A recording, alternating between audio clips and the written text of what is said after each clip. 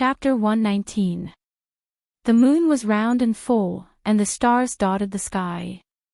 The sky was high, but it seemed to be close at hand. As long as one stretched out his hand, he could pluck the brightest star and send it to his lover. Jiang Qin stretched out his small hand, wanting to pluck a star, but his hand was empty. There was still a long distance between ideal and reality. Jiang Qin smiled bitterly. Yuan Lin looked at her profile and said, "Sweetheart, are you unhappy?" We all stayed. We live on the top of Shixia Mountain. We live in the same hotel as Fang Yan. We can see the night view of Shixia Mountain from the balcony, and we can get up early tomorrow to watch the sunrise with them. Sweetheart, why are you still unhappy? I'm not unhappy, just a little disappointed, Jiang Qin said. Why? Yuan Lin asked. I thought that I would be a little different from him. In fact, in his eyes, I am the same as you. We are both students. In other words, we are both children, Jiang Qin said. I am quite happy that he is willing to help me call my mom. But after thinking about it carefully, I am very sad. The reason why he called my mom so calmly is that he has no selfish motives. He feels that he has no intimate relationship with me at all. He believes in himself, and my mom believes in him. They trust each other, and my feelings don't matter. Is that so? Yuan Lin thought seriously. It was exactly the same as what Jiang Qin thought. She smiled and said, Sweetheart, don't you think you are thinking too much? We are just students. Who knows what will happen in the future? Yes. You are thinking too much. Jiang Qin sighed. I can't not think about it. Why can't I think about it? Because uncle is very popular, Jiang Qin said with some annoyance. Exactly. I want to compete with you, Yuan Lin said with a giggle. Don't you dare, Jiang Qin said threateningly. Then, the two girls laughed together. The hotel was built on the edge of the cliff. Standing on the balcony gave people a feeling that their bodies were suspended in the air. He could enjoy the cool breeze of the mountain stream and the bright moon above his head. The beautiful scenery on a good day did not disappoint the reputation of the Canvas Moon Hotel. Boys and girls lived separately, two to a room. Since one student was absent, there were exactly 20 rooms for the 40 students. Fang Yan booked another room for Jiang Qin and Yuan Lin. The two girls were quite stubborn and insisted on paying for their own rooms. Fang Yan knew that Yuan Lin was a rich woman, so he didn't argue too much with them. Fang Yan lived alone in a room, which was quite comfortable. After taking a shower, he sat on the balcony and made himself a cup of Longjing tea. Enjoying the breeze and admiring the scenery, it was a happy and harmonious life. Dong dong, there was a knock on the door. Fang Yan lived in room 309. During the meal, he specifically told all the students his room number, so that if they encountered any problems, they must go to room 309 to discuss it with him. They must not act on their own. They were outside, and they lived on the mountain. As the only teacher leading the team, Fang Yan had a great responsibility. If something happened to the students, he would have to bear the consequences as a teacher. Fang Yan walked over to open the door, and his heart suddenly trembled. Qinitian stood at the door with a smile. Maybe because she had just taken a shower, she had changed into a set of snow-white casual sportswear. Because the conditions of the hotel were simple, there was no hair dryer for every customer, so her hair was still a little moist, but it was still soft and draped over her shoulders. Fang Yan blocked the door and asked, Classmate Qinitian, what's the matter? Looking at Fang Yan's actions, Qinitian frowned slightly and said, Fang Yan, you don't want to let me in? It's not that I don't want to. I'm too tired today, and I'm going to rest. If there's nothing else, go back and rest early. I still have to get up early tomorrow morning to watch the sunrise. You still don't want to let me in. Qin Tian chuckled. Fang Yan, what are you afraid of? What? Fang Yan was like a rabbit whose tail had been stepped on. He said angrily, what am I afraid of? What do I have to be afraid of? Then why won't you let me in? I'm a student, and you're my teacher. I came to talk to you about something very important, but you're blocking the door in fear. Fang Yan, are you feeling guilty? Fang Yan could only move aside and said, what do you want to talk to me about? Qin Tian walked past Fang Yan and went straight to the rattan chair on the balcony to sit down. Looking at the steaming Longjing tea, he said, it seems that you don't plan to sleep so early. I'll sleep after drinking this cup of tea, Fang Yan said with an awkward smile. I'm used to drinking a cup of green tea before going to bed. What a coincidence. I also have such a habit, Qin Tian said. Thus, Fang Yan had to make another cup of Longjing tea and send it to Qin Tian. Qin Tian's body softly lay down on the rattan chair, his eyes admiring the undulating mountains in the distance. He did not make a sound for a long time. Classmate Qin Tian, shoo. Qin Tian made a shushing gesture. Fang Yan was hurt. You liar, didn't you say you wanted to talk to me about something very important? Now you don't even let me speak. Fang Yan sat across from Qin Tian. Just like her, his body was lying down in the most comfortable position. He looked at the distant moon and black mountains, emptied his mind, and instantly fell into a trance. He had to admit that this feeling was quite great. Some people enjoyed the tranquility, while others were extremely restless. Zheng Guodong was in the room squeezing a new pimple on his face when his underlings, Chen Tao and Li Yang, pushed open the door and walked in. Zheng, you called us over for a program? Li Yang asked with a smile. Zheng Guodong wiped the blood on his face with a tissue and said, go out for a walk. Who can sleep so early? Didn't Fang Yan tell everyone not to go out at night? Chen Tao said. Fang Yan. Zheng Guodong sneered. What the hell is he? What does he say? Why do we have to listen to him? But, it's so late. There's nothing fun on the mountain, right? Chen Tao said. How do you know there's nothing fun if you haven't gone out yet? Zheng Guodong said. Didn't we hear about it during dinner? There's a tiger leaping gorge nearby. When the moon is bright at night, we might be able to see the tiger leaping gorge. The three of us are rich people, so we might be able to see it. But the waiter also said that the tiger leaping gorge is a dangerous place, and it's easy to encounter danger. Zheng Guodong was angry. He kicked Chen Tao's knee and scolded, Chen Tao, are you scared of that little bastard Fang Yan? If you don't dare to go, Li Yang and I will go. You stay here and flatter Fang Yan. Let's see if he will give you a certificate of merit at the end of the year. Chen Tao quickly apologized and said with a smile, Zheng, I didn't mean that. Li Yang and I aren't afraid of anything. We're just worried about Zheng's safety. I'm safe, Zheng Guodong said angrily. Cut the crap. If you want to go, then come with us. If you don't, then get lost. Don't make me sick of you. Go. Whoever doesn't go is a coward. Chen Tao patted his chest and said. The three of them had a serious discussion. Then, they sneaked out of the room with their flashlights and other night equipment.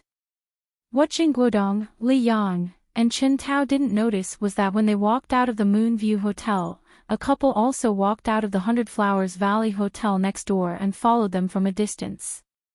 The bustling scene during the day became quiet and mysterious at night. There were some places with dense foliage that looked dark, and it made people feel a little scared. Li Yang and Chen Tao looked at each other and felt scared. Li Yang said, Zheng, this road is too dark. I'm afraid we'll get lost. Yeah. Why don't we come back tomorrow? Chen Tao added. Jing Guodong was also scared, but he was the one who suggested going to Tiger Leaping Gorge. He braced himself and said, "We're already here. We have to go and see. Are you scared? If you're scared, you can go back first." Li Yang and Qin Tao hurriedly said that they weren't scared. How could they be scared? They had been to a graveyard before. At that moment, a pheasant jumped out of the grass. The three of them screamed and turned to run. As soon as they turned around, they screamed even louder. Because, behind them, there were two black shadows that had followed them out of nowhere. The two black shadows just stood there quietly. They didn't speak or make any sound. They were like lonely ghosts or bloodthirsty ghosts from the depths of the forest. Plop! The three of them suddenly turned around and stopped. Qin Tao couldn't react in time, so he staggered and fell forward. He accidentally slipped and fell at the feet of the two black-clothed figures. After letting out another scream of fright, his hands and feet moved together as he desperately retreated backwards. "Let's go." The black shadow pointed forward and said emotionlessly. "Go, where?" Jing Guodong asked with a trembling voice. This time, he was really scared and couldn't pretend anymore. "Tiger Leaping Gorge," the black shadow said. "We're not going." "We don't want to go anymore," Li Yang said anxiously. "We're going back." "I'm afraid it's not up to you now," the black shadow said with a sneer. "If we don't want to go, then we don't want to go. Why must we listen to you?" Jing Guodong shouted to boost his courage. Besides, he also hoped that someone would hear his voice and come to save him. The black shadow jumped high and kicked Jing Guodong in the chest. Jing Guodong let out a groan. His body flew into the air and fell toward the cliff beside the mountain path. Qin Tao and Li Yang were scared out of their wits. They didn't care about Jing Guodong's life anymore. The two of them ran toward the depths of the forest. The two black shadows moved at the same time and rushed in front of them in an instant. Li Yang and Qin Tao followed Jing Guodong's trajectory and rolled away. They were truly brothers in trouble. Chapter 120. The autumn wind caressed his face, and he closed his eyes to sleep. Of course, Fang Yan didn't dare to really fall asleep. There was a charming little beauty sitting next to him. This girl was so scary that he had to be vigilant against her at all times. If she did something inappropriate while he was asleep, or cooked the rice into cooked rice, it would be too late for him to cry. Who could he reason with at that time? Knock, knock, knock. At this moment, someone knocked on the door of Fang Yan's room hurriedly. Fang Yan and Qin Tian suddenly woke up from their drowsy state. They looked at each other, and Qin Tian said, "It's said in the book that when you are with the person you like, even if you don't do anything, you will still be happy. It turns out that it's true." Ignoring Fang Yan's speechlessness, Qin Tian stretched her arms and looked at the cold Longjing tea on the table. "Thank you for the tea. I'm really going to bed now." Fang Yan was speechless when he heard Qin Tian's words. With that, he stood up and prepared to go back to his room to rest. Huang Haoren stood at the door of Fang Yan's room. When he saw that the person who opened the door for him was the Rosefinch campus belle, Qin Tian, his pupils swelled and his mouth opened, forgetting what to say. "Go in." Qin Tian took the initiative to greet Huang Haoren, and then walked towards his room with a yawn. Fang Yan's throat was dry. He finished the tea in front of him in one breath. He looked at Huang Haoren, who was still standing at the door in a daze, and asked, "Haoren, what's the matter?" Huang Haoren came to his senses and said hurriedly, "Mr. Fang, I just went to check the room and found that Jing Guodong, Li Yang, and Qin Tao are missing." "Missing?" Fang Yan frowned. "Only these three guys?" "Yes. It was just the three of them. I thought only Qin Tian, the others were in the room. Huang Haoren was furious when he mentioned Jingguodong, Li Yang, and Qin Tao. During the class dinner tonight, Teacher Fang Yan repeatedly reminded them that the road was slippery at night, so they shouldn't go out casually to avoid any unexpected dangers. Have a good rest tonight. Tomorrow morning, everyone will gather together to watch the sunrise on first-line television. Fang Yan was worried that everyone would not abide by the rules, so he specially instructed Huang Haoren to patrol at night. If someone breaks the rules, he or she will be punished by deducting credits. Everyone else followed the rules seriously, but the three of them ignored Teacher Fang Yan's words, ignored the class rules, and sneaked out. Have you called them? Fang Yan asked. Before leaving for the trip, for everyone's convenience, Fang Yan asked someone to register all the students' mobile numbers in advance. This was so that they could reconnect if they accidentally got separated. I did. Huang Haoren's expression became even more furious.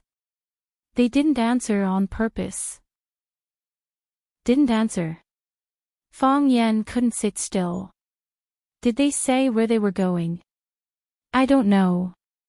Huang Haoren shook his head. If they did, they wouldn't tell me. Fang Yan agreed. Jingguodong, Li Yang, and Qin Tao formed an independent small circle, and their relationship with the other students in the class was not very harmonious. Before he came, there were some boys who were willing to hang out with them, thinking that it was very cool to be around them. After he came, those boys suddenly realized that Jingguodong, Li Yang, and Qin Tao were actually quite selfish and childish, and began to slowly alienate them. Especially after Fang Yan became more and more famous in the school and became more and more popular, there were now no students in the entire Rosefinch Secondary who were willing to interact with them. Now, in the class and the school, they really didn't like each other, and were hated by everyone who saw them. It was because of the resentment that they hadn't vented that they insisted on not changing classes. Fang Yan thought for a few seconds and said, Haoren, you stay in the hotel and look after everyone. Don't let anyone else go out. I'll go out and look for them. No matter how Jingguodong, Li Yang, and Qin Tao's characters were, they were still students of Rosefinch Secondary, and they were students in his class. No matter how Fang Yan thought of them, he had the responsibility and obligation to ensure their safety when they went out. Mr. Fang, should we mobilize everyone to look for them together? The more people there are, the easier it is to find them, Huang Haoren reminded. Please don't, Fang Yan said. We're on the mountain, not in the city. There are landslides and cliffs everywhere on the mountain. It's easy to see the road during the day, so there's no need to worry about any danger. But it's dark at night, so it's easy to get into trouble. I can't let everyone take the risk with me. But you're alone. Have you forgotten? Fang Yan patted Huang Haoren's shoulder and comforted him. I'm a peerless master. Fang Yan ran to the front desk of the hotel and asked the receptionist if she had seen the three boys go out. The receptionist nodded and said that she had seen them. She had also heard them talking about going to Tiger Leaping Gorge.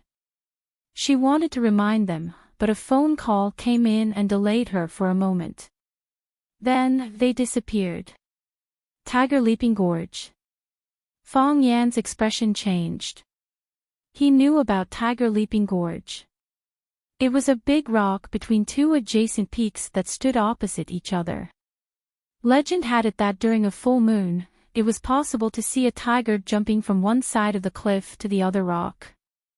Of course, only those who were fated to see it would be able to see it. Those who weren't fated to see it wouldn't be able to see it. However, Tiger Leaping Gorge was a long distance away, and the mountain was steep. So, where did they go? How long have they been gone? Fang Yan asked. The receptionist looked back at the clock on the wall and said, almost an hour. Thank you.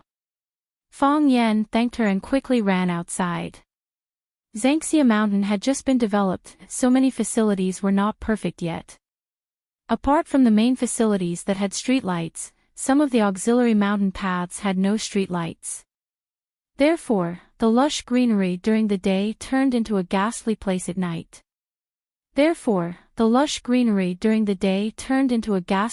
at night. Fong Yan had to slow down in places where the moonlight couldn't reach. Although he had bragged to Huang Haoran that he was a peerless master, he didn't know Qigong. Fong Yan looked around as he ran, trying to find Jingguodong, Li Yang, and Qin Tao. If nothing had happened to the three of them, he should have been able to spot them immediately. Fong Yan didn't find any traces of Jingguodong, Li Yang, and Qin Tao all the way to Tiger Leaping Gorge. Could it be that they didn't come to Tiger Leaping Gorge? If they didn't come here, where did they go? Fong Yan was burning with anxiety. Where the hell did these three little bastards run off to? Fong Yan took out his phone and called Jingguodong again, but the call still couldn't be connected. Damn it! Fong Yan cursed angrily. At that moment, Fong Yan suddenly felt a chill run down his spine. His muscles tensed up, and his hair stood on end. Danger! Fong Yan's legs separated in a straight line, and he did a 180-degree split, instantly shortening his body by more than half. Whoosh! A cold light flashed over his head, almost cutting off half of his head. Fong Yan thought to himself, he's trying to take someone's life. He used one hand to support himself, and his body leaped high into the air. His long legs fiercely kicked toward the flashing silver light. Eagle body bow kick. Black Shadow didn't expect Fong Yan's reaction to be so fast, and his counterattack to be so fierce. He had just swung his saber, and he had already made a series of dodging and counterattacking moves. It was simply dazzling. He was already surprised that his first slash missed. He knew that this teacher knew some martial arts. He had injured Wu Ren's student and defeated the coach of Glory Martial Arts School, but they were assassins. Professional assassins. How could killing and performing be on the same level?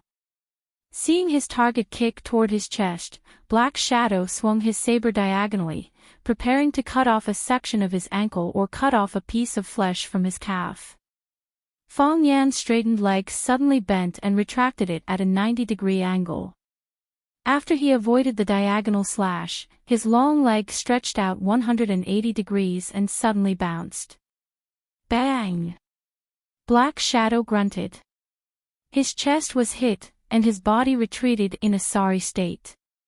Straight kick. Bow kick. And straight kick. Because Fong Yan's speed was too fast, and he calculated every possible counterattack move of his opponent. With one hit, the Black Shadow had almost no power to counterattack. Crack! Only then did Fong Yan's body land on the ground. His ability to stay in the air was amazing. Black Shadow's body finally stood firm. Moreover, there was a slightly thinner Black Shadow beside the Black Shadow. It turned out that they weren't alone, but in a team of two. Who are you? Fong Yan shouted coldly. He was already sure that this was a trap. A trap specially designed for him. Who was it that hated him so much that he wanted to take his life? Jingguodong, Li Yang, and Qin Tao. Could it be that they hired assassins to deal with him? It couldn't be. How could they be so stupid and crazy? What if it wasn't them? What kind of role did they play in the middle? It was a mess of thousands of things. Monster, the taller figure said coldly. Playing tricks, Fong Yan said sarcastically. I respect the heavens and the gods. I've never paid any attention to the likes of little demons and monsters. Trash like you can only hide in the dark and ambush people when they aren't paying attention. You die as soon as you see the light. What can you do? Thus, the two Black Shadows in the dark became unusually angry. They were practically furious. The way they looked at Fong Yan was as if they wanted to burn him to ashes.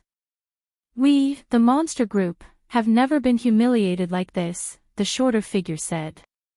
Because the black hood covered their faces, Fong Yen couldn't see their real faces. It wasn't until she spoke that Fong Yen realized she was a woman.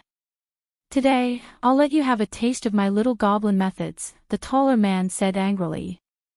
"To die in the hands of us monsters, consider it a blessing from your previous life," the taller man said angrily. "Next year, today will be your death anniversary," the taller man said. "Are they really monsters?" Fong Yen was shocked. Chapter 121. 10 Steps to Kill a Man, 1,000 Miles Unstoppable. When the matter was done, he brushed his clothes and left, hiding his identity and name.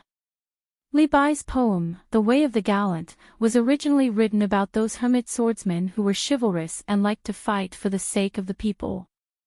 Later, the assassin organization felt that these words were too cool and domineering.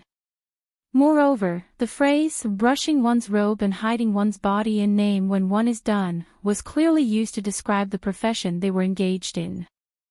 Therefore, the assassins, dressed in a special black professional suit, deliberately chose to recite a few lines of Tang Risong poems before they went out to kill on a dark and windy night.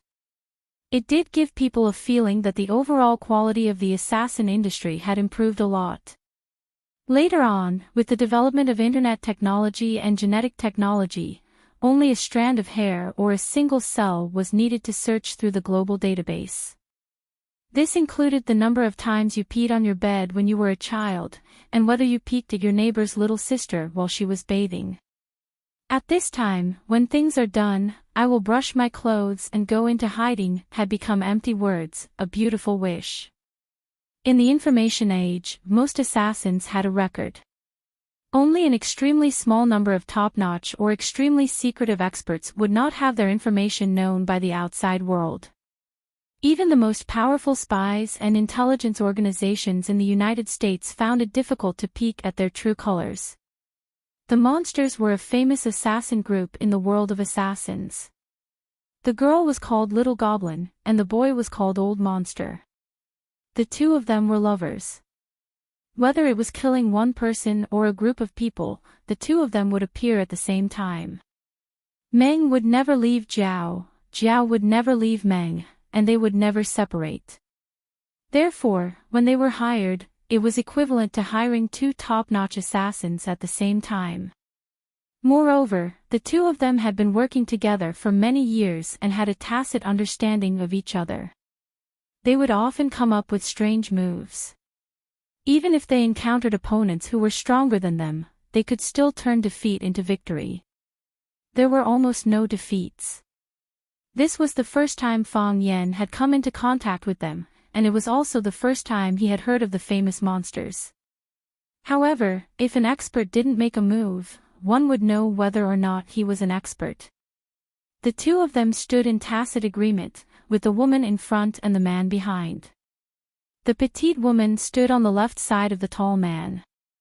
She was able to maintain the advantage of being the first to attack, but not block the smooth acceleration of the man behind her. If that was all, it would be hard for Fong Yen to pay attention to him. Their positions actually coincided with the Taiji's wind power acupoint. Only when the wind blows can the water rise. Wind brings forth water, I mean Tai Chi. I am the Tai Chi. Could he be a Taiji disciple? Fong Yen thought to himself. Kill! The old monster shouted. Although he was standing in the back row, he held the important position of the group spokesperson. If he said kill, they would kill. If he said run, they would run. Of course, the former was more common, and the latter had yet to appear. Are you going to make a move now? Fong Yen waved his hand to stop them. That's not what they show on TV. The monster duo looked at each other. The little goblin asked in a sharp voice, "Do you have any last words? Say it all at once. Although I can't promise that I'll help you get the message out." In the movies and TV shows, before killing someone, the bad guys will sneer 3 times and say, I want you to die knowing. Then, he explained clearly why he wanted to kill and who sent him to kill. He explained everything clearly. I'm going to die soon. You can't let me die unjustly, right? Tell me, why do you want to kill me? Who sent you to kill me? Fong Yan felt that it was a waste to die like this. He couldn't be a muddle-headed ghost. He had to be a clear-headed ghost. The little goblin and the old monster felt like vomiting blood. You're going to die soon. Who has the patience to talk nonsense with you? Do you think this is a movie? The opportunity to kill was fleeting. For them, a dead person was the safest. Only a dead person could keep his mouth shut. You don't say it because you don't dare to. Fong Yan sneered. What? You're not confident that you can kill me today. You're worried that I'll leave here alive to take revenge on the Mastermind. That's right. That's my plan. Next time, don't say things like, this day next year will be your death anniversary. I've read so many novels. Anyone who said that was killed by the person they wanted to kill. The old monster was furious. He roared, Fong Yan, you dare to bully me. Kill. Before the word kill left his mouth, the little goblin had already rushed out. This was tacit understanding. People often use the inelegant phrase, I know you're going to shit before you even lift your butt, to describe the tacit understanding between two people. For the little goblin and the old monster, they could indeed achieve this kind of close cooperation. The little goblin was short and her body was wrapped in a black suit. If it wasn't for the bright moon in the sky, it was almost impossible to catch her movement. Even with the moonlight and starlight, it was still not daytime. She was good at taking advantage of the blind spots of the eyes. Her eyes could not catch up with the speed of her movements. Her figure flashed twice and she had already rushed to the side of Fong Yan. Only then did she reveal the thin blade hidden on the back of her wrist. The cold and sharp blade went straight for Fong Yan's neck. Whoosh, almost silently, the blade cut at a tricky angle towards the main artery of Fong Yan's neck, which was particularly eye-catching in the eyes of the little goblin. At the same time, the old monster also moved. His toes touched the ground and his body had already jumped high with the help of the rebound force. He threw a punch, straight at Fong Yan's face with the force of thunder. One attacked from the front, the other attacked from the side. One was soft and strange, the other heavy and invincible. Two kinds of strength and two styles attacked at the same time. If one was a little careless, one would be seriously injured, or even both would die under the heavy punches and sharp blades. Mandarin ducks playing in the water. This was the name given by the old monster and the little goblin to their first coordinated attack. This was the appetizer of their fight with others, a set of soft and sweet killing moves that could easily reap lives. Wolves in front and tigers behind, taking a walk in the mountains. Fong Yan naturally spread his feet. The tip of his left foot quickly drew a circle in front of his body. His body was relaxed like a sauna, his hands in front and back, his posture was weird like a drunkard. The blade arrived first. Fong Yan's wrist turned, and his soft arm stuck to the little goblin's wrist. The little goblin used strength, and Fong Yan used strength. The little goblin used strength again, and Fong Yan used strength again. The more strength the little goblin used, the more she found that the blade was not under her control. Whoosh! Blood splattered. However, it was not Fong Yan's body that was hurt. Although the blade was still pinched between the little goblin's hands, Fong Yan had controlled her hands. Her blade made a long cut on her cheek, which was wrapped in black cloth. The black cloth split, and dark red blood flowed out crazily. The little goblin covered the wound on her cheek, and took 3 steps back, as if she had seen a ghost. Strong control.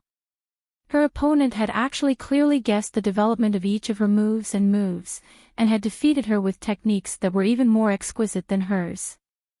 Who was he? The wind from the fist arrived. Fong Yan straightened her wrist, and her palm pushed out with an all-encompassing force. Boom! Fong Yan's palm blocked the old monster's fist. One was as hard as iron, and the other was as soft as cotton. One was as iron and fire, and the other was as ice and water. Ice and fire were incompatible, and there was a crackling sound. This was a real move, and also a fake move. The real move was because of the fierce strength of the two's fists.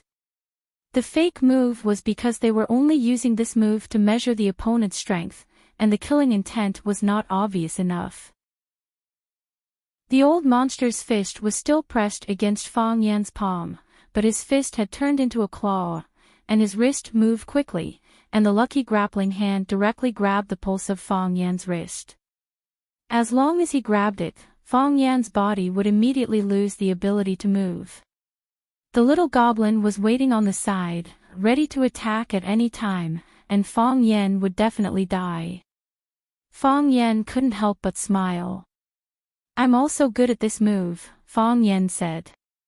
The lucky grappling hand was one of the three major grappling techniques of Tai Chi. The Fong family's Tai Chi used the lucky grappling hand. When he was very young, he began to practice turning hands with the old drunkard, and they made a bet that whoever won would win $1 from the other party. In the beginning, Fong Yan's pocket money was all won by the old drunkard. Later, as he grew older and became more and more proficient in this move, the two of them became evenly matched, and the winning and losing ratio was 50-50. When the heart of Tai Chi appeared, he could move his heart at will, and his palms were connected. When he turned hands with the old drunkard again, he won more than he lost. Of course, at that time, the old drunkard was no longer in his peak state, and he was no longer in the mood to turn hands with him. Thus, on this night with the bright moon in the sky, on this dangerous mountain peak, a dazzling scene appeared. The old monster's claws desperately tried to grab Fong Yan's wrist, while Fong Yan's right hand turned into a claw to grab the old monster's wrist while avoiding the old monster's grasp. Their hands seemed to be glued together by rubber honey, and it was difficult to separate them. They flew up and down as fast as lightning. Whoosh! The old monster was still a beat too slow, and Fong Yan's thumb suddenly pressed on the Mingmen acupoint on his wrist. The old monster's body went numb, and he lost the ability to move. The little goblin was anxious, and he attacked again with his knife. Fong Yan grabbed the old monster's wrist with one hand, and pushed his body toward the little goblin's knife. Hiss! The little goblin couldn't retract his knife in time, and the knife cut a long wound on the old monster's back. Dong, dong, dong, the little goblin took 3 steps back, and he didn't dare to attack again. "Who the hell are you?" the little goblin shouted. Her voice was originally sharp, as if she was arguing with someone while pinching her throat. "With the hostage in hand, the world is mine." Fong Yan grabbed the old monster's wrist, and said with a smile, "You learned some Tai Chi Kung Fu, and now you want to be an assassin. Are you going to kill me? Do you have the ability to kill me?" Fong Yan knew that the little goblin and the old monster wouldn't answer his difficult questions, so he said, "Now let's play a quick game. I ask a question, and you immediately tell me the answer, or else."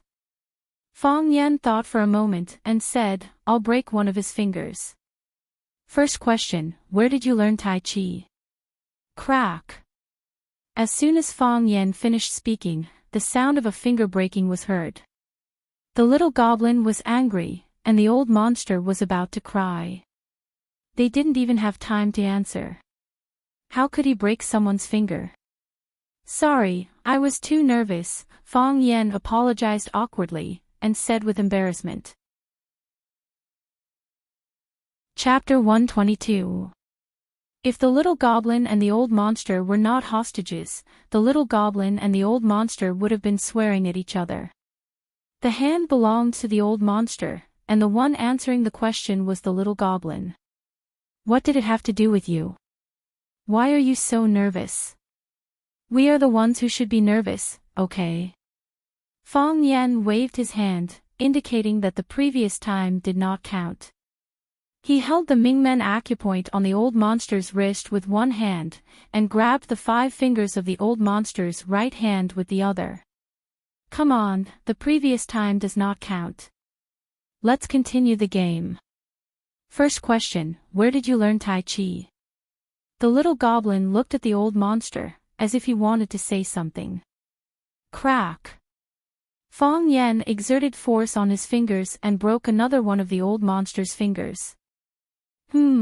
Because Fong Yan exerted too much force this time, the old monster's fingers were almost broken at a 90-degree angle. Even though the old monster had been through hundreds of battles, he still could not bear the pain. He gritted his teeth and groaned. What are you doing? The little goblin roared. He moved his right foot forward, as if he was ready to attack at any time. You did it on purpose. Yes. I did it on purpose this time, Fong Yan said honestly. I didn't explain the rules clearly just now, so I'll add a few more. After I ask the question, the person who answers the question must not hesitate or waste any time. The two of you must not talk to each other, not even through eye contact. Who knows if there are any chips implanted in your eyes that allow you to send messages through eye contact or something. You didn't explain the rules clearly. Why did you break his fingers? The little goblin said angrily. Why should someone else bear the responsibility for your mistake? Fong Yan sneered. He looked at the little goblin and said, You are assassins, not childish kids. Don't you know this better than me? Now, all of you are in my hands. Everything I say is the law. Everything I do is the law. It doesn't matter if it's my fault or not. If I say it's your fault, then it's your fault. Did you tell me the rules when you killed me? I don't think so. The little goblin wanted to say something but stopped. She really couldn't refute Fong Yan's words. If they had succeeded just now, Fong Yan would have been a dead man by now. They wouldn't teach him any rules or play some idiotic game of quick answers. A philosopher in the world of assassins once said, wasting time is equivalent to slowly committing suicide. Do you understand now? Fong Yan asked with a smile. If you understand, then let's start again. First question, who sent you to kill me? The little goblin opened her mouth but quickly closed it again. This cunning bastard was as cunning as a fox and as treacherous as a coyote. He actually played tricks on them. He actually played interrogation psychology with them. Fong Yan broke the first finger of the little goblin and the old monster when they were defenseless. That was to make them tense and ready to answer any question Fong Yan asked. Because they didn't know why he would do it, and they didn't know when he would do it. They couldn't guard against him, but they had to guard against him. The reason Fong Yan broke the second finger of the old monster was that the little goblin answered the question too slowly and was suspected of making eye contact. Because of the hesitation, because of the pause, the old monster broke a finger. This made the little goblin and the old monster more focused, and they even had the answer on the tip of their tongue. As long as Fong Yan asked another question, they would immediately say the answer he wanted. However, the third question he asked was about the mastermind behind the scene. He suddenly changed the question, and they almost blurted out the answer. Fortunately, they reacted quickly and forcibly held back the answer. If they leaked the buyer's information, they would violate the professional spirit of assassins.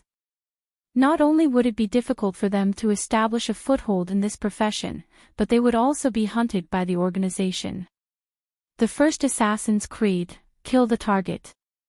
The second Assassin's Creed, never leak the employer's information. The third Assassin's Creed, loyalty to the employer comes first. Fong Yan looked at the old monster in his hands, and then looked at the little goblin's happy eyes in front of him. He couldn't help but feel happy. He said, "Do you think I'm very smart?" Crack. Fong Yen slowly broke the third finger of the old monster. Fong Yen patted the back of the old monster's hand and said, "This is the price for refusing to answer the question." The old monster and the little goblin stared at Fong Yen viciously. They were almost about to explode from anger. Toying. Such words involuntarily popped up in their minds. He was playing with them, playing with their bodies, playing with their feelings. They were assassins. No, 2 long-established assassins were toyed with like this. It had to be said that this was a form of humiliation. "You can kill me," the old monster looked at Fong Yen and said. "But I can guarantee you that you will be in danger for the rest of your life, and your life will be taken away at any time." "Is this a threat?" Fong Yen said sarcastically. "Even the knives in your hands can't scare me. Do you think your lips can do things that knives can't?" "What do you want?" the little goblin said. "We can make a deal." "You have no right to make a deal with me. Answer my first question first. Where did you learn Tai Chi?" Fong Yen asked again. The little goblin confirmed the content of Fong Yan's question and said in a low voice, "We learned from Wen Qingxue for a while." "Wen Tai Chi?" Fong Yen asked. Wen Tai Chi was a branch of Qin Tai Chi and one of the main branches of Hua Xia Tai Chi. Wen Qingxue was a famous Tai Chi master in Hua Xia country. He was known as the Swallow in the Cloud. Fong Yen saw with his own eyes that Wen Qingxue in a white tang suit stepped on the edge of the copper basin with one foot and walked along it. The copper basin was empty, but it did not tilt to one side. Wen Qingxue's posture was like a swallow flying in the clouds. That was why he was known as the Swallow in the Cloud.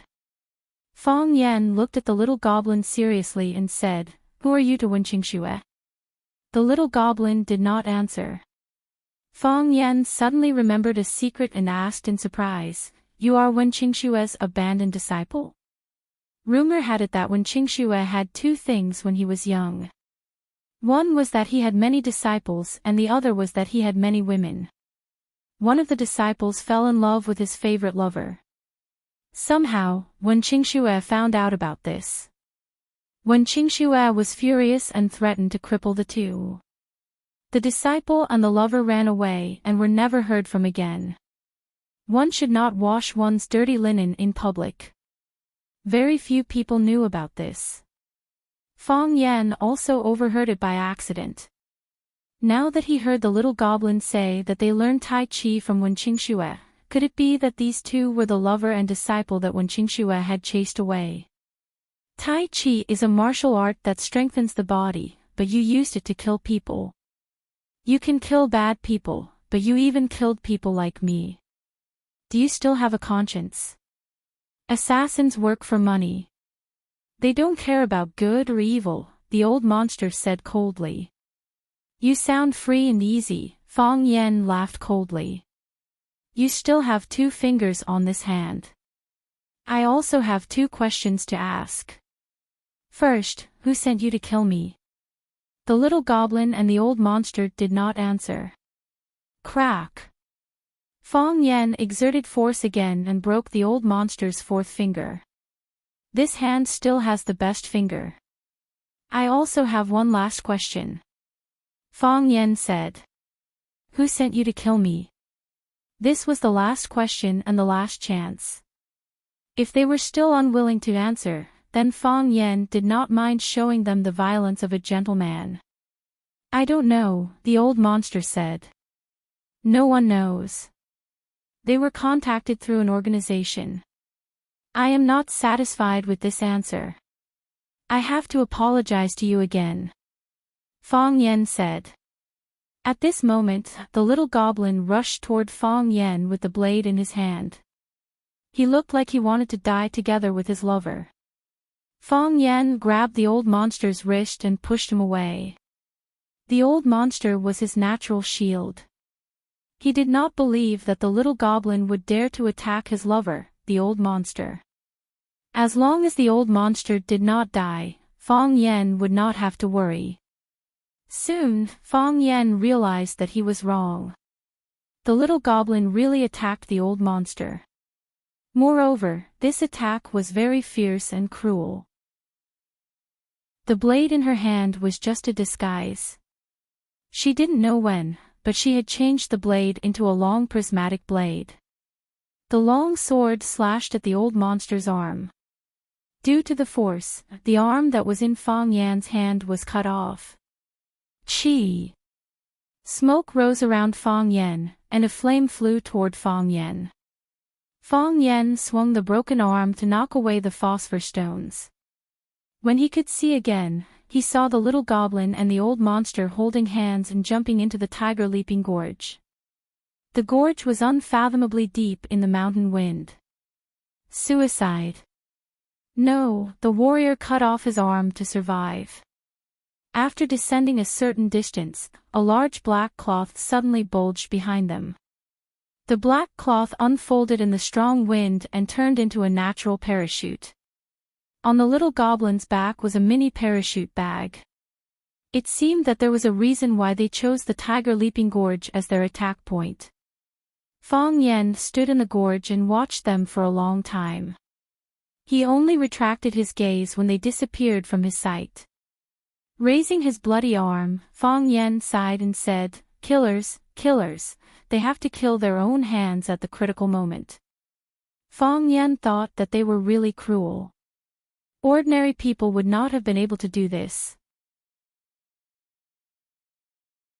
Chapter 123. Ah, Xinguodong let out a groan. All the bones in his body were in pain, as if they were about to fall apart. However, if they really did fall apart, those bones would no longer be his bones. He might just become a pile of white bones, and it would not be as painful as this.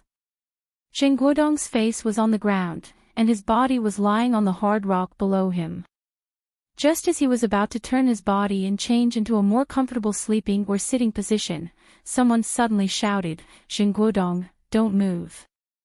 Xinguodong turned around and looked over with the help of the faint moonlight.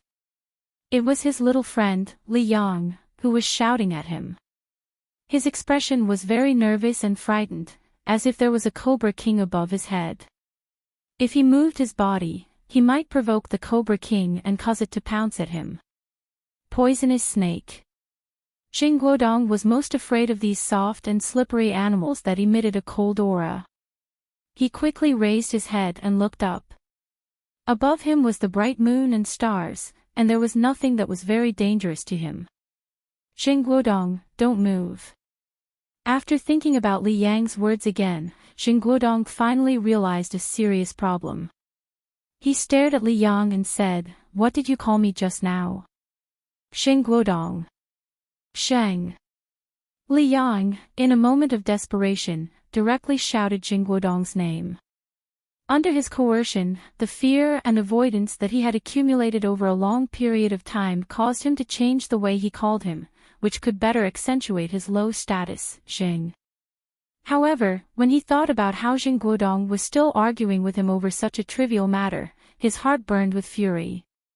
He shouted, "Look at what's next to you." "What's next to me?" Xinguodong looked to his right and immediately sucked in a breath of cold air. A cliff. Not far from him was the misty, bottomless canyon of Mount Zhangxia. The mountain wind was piercingly cold, and Xinguodong's body felt even colder. Their current position was a concave rock formation that extended out from the side of the cliff. When they were kicked down, they were saved by these large rocks. Otherwise, they would have fallen into the canyon and been smashed to pieces. However, if he dared to casually flip it, there was a risk that he might roll out of the groove. Therefore, Li Yang's reminder was timely and crucial. Xinguodong thought for a moment and felt ashamed to face Li Yang. He said, "You can call me Xinguodong from now on." Li Yang was overjoyed. He thought that this was a blessing in disguise. He had finally become Xinguodong's loyal confidant, and his position was more important than Qin Tao's. The The smile on his face froze before it could spread, and the joy in his heart disappeared before it could spread. What was there to be happy about in such an environment and such an encounter? What was this bit of good fortune compared to the disaster he had encountered? "Sheng, what do we do now?" Li Yang asked. "How would I know?" Sheng Guodong said gloomily. He didn't even dare to turn around, so what could he think of? "Sheng." "Li Yang." A weak voice sounded. Sheng Guodong and Li Yang followed the voice and finally found Qin Tao, who was hidden by the thick leaves and brambles. Li Yang shouted, "Qin Tao, are you okay? How are you?" "My hand is broken, my hand is broken." Qin Tao cried. "I can't move my hand." "Shut up," Sheng Guodong growled in a low voice. "Why are you crying? What is this place? What if those two people hear us?" Hearing Sheng Guodong mention the two ruthless men in the dark who wanted to kill them, Li Yang didn't dare to speak, and Qin Tao didn't dare to cry anymore. It was too scary. Silence. A long silence. This time, it was Sheng Guodong who broke the silence. "Who wants to hurt us?" Sheng Guodong asked. "Who has such a big grudge against us that they would treat us so cruelly?" "Li Tao is narrow-minded. Young Master Zheng stole his girlfriend, so maybe he'll find someone to do this to us." Zhang Kai's also said that as long as there is a chance, he will make us suffer. "Last time when we played football in the sports school, Luo Mingjie also threatened us, saying not to let them see us outside the school, or else they would beat us up, and Wang Jun from number 21 High, we don't get along with him either. Linley from number 19 High also has a motive, and the coach from Glory Martial Arts School, didn't he also break one of Zhang's fingers last time?" "I asked you who wants to kill us," Sheng Guodong said grumpily. "Why are you mentioning them?" "Boss." Qin Tao finally spoke. "It could be any one of them." Sheng Guodong was very sad. He had always thought that he had friends all over the world, but he didn't expect to have so many enemies. Sigh. Li Yang sighed softly. "Sheng, we have offended too many people in the past. We have to change it in the future," Qin Tao also said. "If we can survive this, I'll definitely turn over a new leaf." "Me too," Li Yang said. "I will apologize to everyone we offended in the past. I will introduce a new girlfriend to Li Tao, give Zhang Kai's a fair chance, and play a friendly match with Luo Mingjie from the sports school." "Do you guys think it's Fang Yan who did it?" Sheng Guodong suddenly interrupted Li Yang and asked. "Fang Yan? That's impossible, right?" Li Yang said. "Why would he do that? What good would it do him if he did that? He is our homeroom teacher, he has to take responsibility. Why can't he do that?" Sheng Guodong sneered. "Do you think we don't have enough conflicts? We tried to harm him time and time again, didn't he want to harm us once? But, he doesn't have to be so vicious, right? They are trying to kill us."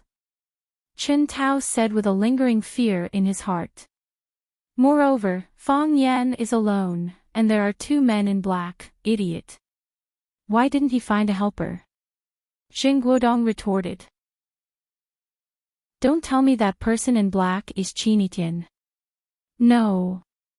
Li Yang and Qin Tao denied at the same time. Sheng Guodong wanted to look up at Li Yang and Qin Tao's expressions, but he couldn't move because of the environment. "You too, don't tell me you like Qinitian." Li Yang began to cry out in pain, as if he was in great pain. Qin Tao cried again, and he cried miserably, "My hand is broken, boss, my hand is broken." Sheng Guodong sighed and said, "Even if you like Qinitian, I won't blame you. Who doesn't like him?" He thought about it and solemnly promised, "If we go back safely this time, we three brothers will go after Qinitian fairly. Whoever wins will get it." Li Yang and Qin Tao were overjoyed, and they felt that they had a goal in life. It must be Fang Yan, Jingguodong said fiercely again. This guy is too tolerant. After we set him up last time, he acted as if nothing happened and even smiled when he saw us. When we got on the car this morning, he even smiled at me. Now that I think about it, it was a bit meaningful. Why didn't I think about why he smiled at me? Are you sure? Someone asked. Yes, Jingguodong said with certainty. Who else could it be if not him? This bastard doesn't make any moves, but when he does, it's a killing move. We can't defend against it, and he knows martial arts. Before Jingguodong finished his words, he suddenly looked up. As far as he could see, a black silhouette was leaping towards their location. Wasn't that person Fang Yan, who he suspected? Fang Yan had a rope woven from tree vines tied around his waist, and one end of the rope was tied to the trunk of a big tree.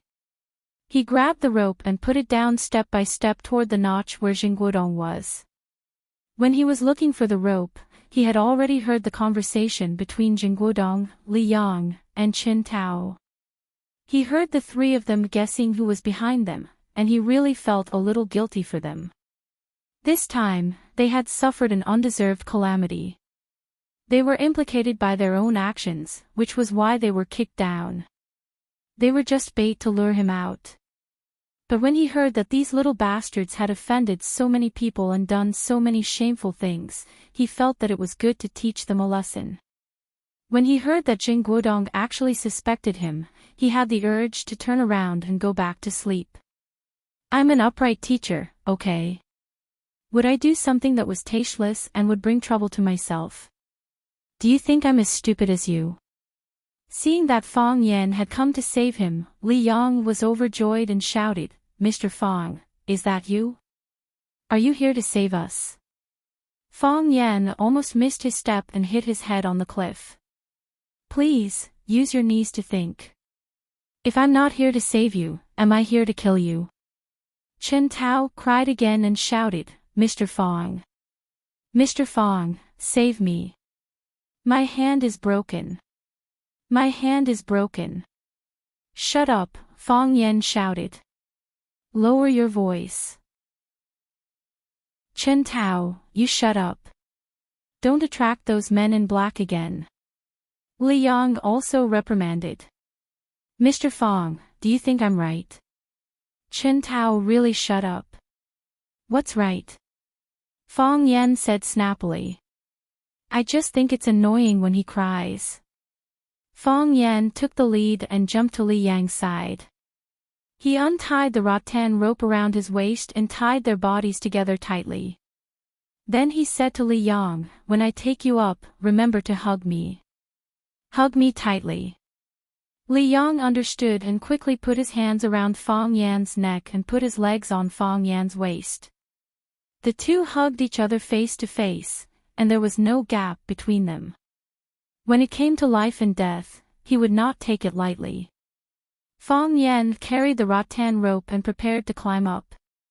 He thought about it and untied the rope around his waist and said, I'll tie you behind my back. Chapter 124. Fang Yan tied Li Yang behind him and slowly carried him up with the rattan rope. Then, he went down again and carried Qin Tao up as well. Qin Tao grabbed Fang Yan's arm and cried, Mr. Fang, my hand is broken, my hand is broken, please save me. I'm dying. Fang Yan touched Qin Tao's arm and asked, Are you afraid of pain? Yes, Qin Tao said. That's good. As Fang Yan spoke, he held Qin Tao's arm with one hand and pushed and pulled with the other hand. There was a crisp, cracked sound in Qin Tao's pig-like howl. Qin Tao's hand was fixed. If you are not very busy, try to see if you can move your arm first. Fang Yan said to Qin Tao, who was screaming with his mouth open. Qin Tao shook his head and cried even more miserably. He said, Mr. Fang, it's really broken this time. It hurts. Fang Yan saw that Chen Tao did not dare to move. He grabbed Chen Tao's hand and pulled it back and forth. Then, he raised it up and waved it like a lucky cat. He said, "It's fixed." Chen Tao opened his eyes and looked at it. It was really fixed. Although it was very painful, his arm and fingers could move freely. It was not like when he was down there, he could not feel them at all. His brain could not command them at all. Mr. Fang really fixed it, really fixed it. Chen Tao said happily. No matter what kind of contradiction he had with Fang Yan in the past, or how much hatred he had for him in his heart, at this moment, he was sincerely grateful to Fang Yan. At the critical moment, a man tied a tree vine and pulled you back from a dangerous situation. How could you resist and ignore such help? Li Yang sat on the ground and looked at Fang Yan, who was treating Chen Tao's arm. Li Yang's eyes were empty. He didn't know what he was thinking or if he hadn't woken up from the nightmarish incident that happened tonight. Fang Yan stood up and said to Chen Tao and Li Yang, "Can you two walk?" Chen Tao stood up and walked a few steps before saying, "Mr. Fang, I'm fine." "I'm fine too," Li Yang said. "Then let's go back," Fang Yan said. "Go back." Chen Tao and Li Yang looked at Fang Yan in surprise. "Go back just like that? What about Jing Guodong? He was still down there and hadn't been rescued." "Mr. Fang, Jing Guodong is still down there," Chen Tao said anxiously. "Who is Jing Guodong?" Fang Yan asked. Because Fang Yan didn't lower his voice, Jing Guodong, who was lying below, heard Fang Yan's words clearly. Hearing that Fang Yan asked Chen Tao and Li Yang to go back and completely ignored his existence, he was so angry that he shouted, "Fang Yan, you bastard, you beast, you bastard. You want to kill me. You are using your power to avenge your private grudge. You just want me to die. Fang Yan, I won't let you go even if I become a ghost. My father won't let you go, and the police won't let you go." Silence. It was dead silence. In addition to the whistling of the mountain wind and the occasional chirping of birds and insects, Jing Guodong's shouting got no response from anyone. Gone. Really gone. Jing Guodong almost collapsed. "Fang Yan, you bastard, you want to kill me, you want to kill me. Li Yang, you traitor, you are ungrateful, you are not a good thing. Chen Tao, you dare to leave me behind and run away. When I get out, I will make you suffer. I will make you all die a horrible death." Fang Yan stood on the edge of the cliff, looked at the two young students standing in front of him with pale faces, and said, "Now do you see what kind of person he is? I can understand that you didn't know before. Now if you still don't know, it only proves that you are stupid. It doesn't matter if a person is simple or stupid, but if he is stupid, he will hurt others and himself." Chen Tao opened his mouth again and again, but in the end, he couldn't say anything.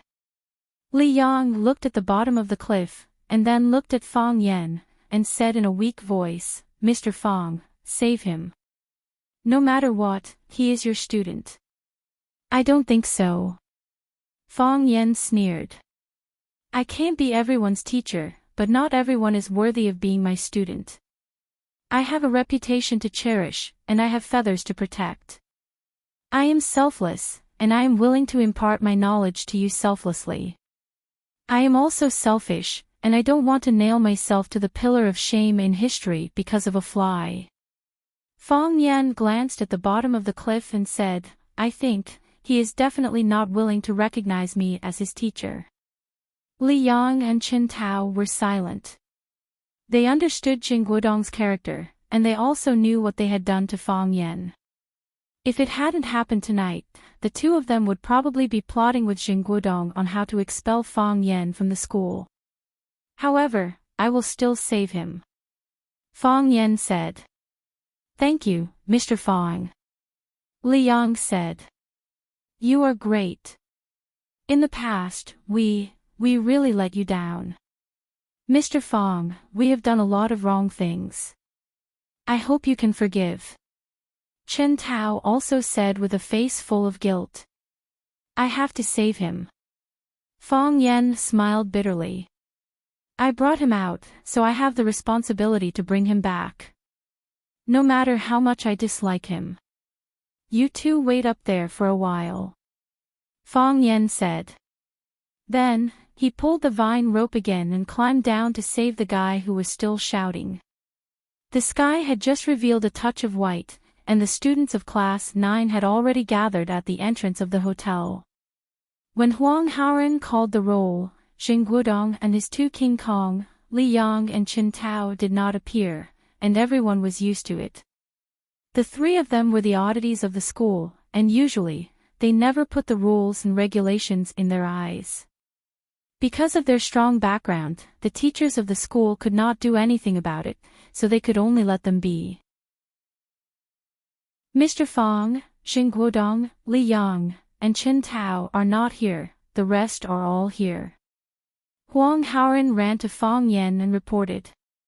Jiang Qin and Yuan Lin were also among the students, but they were not on the list of Class 9.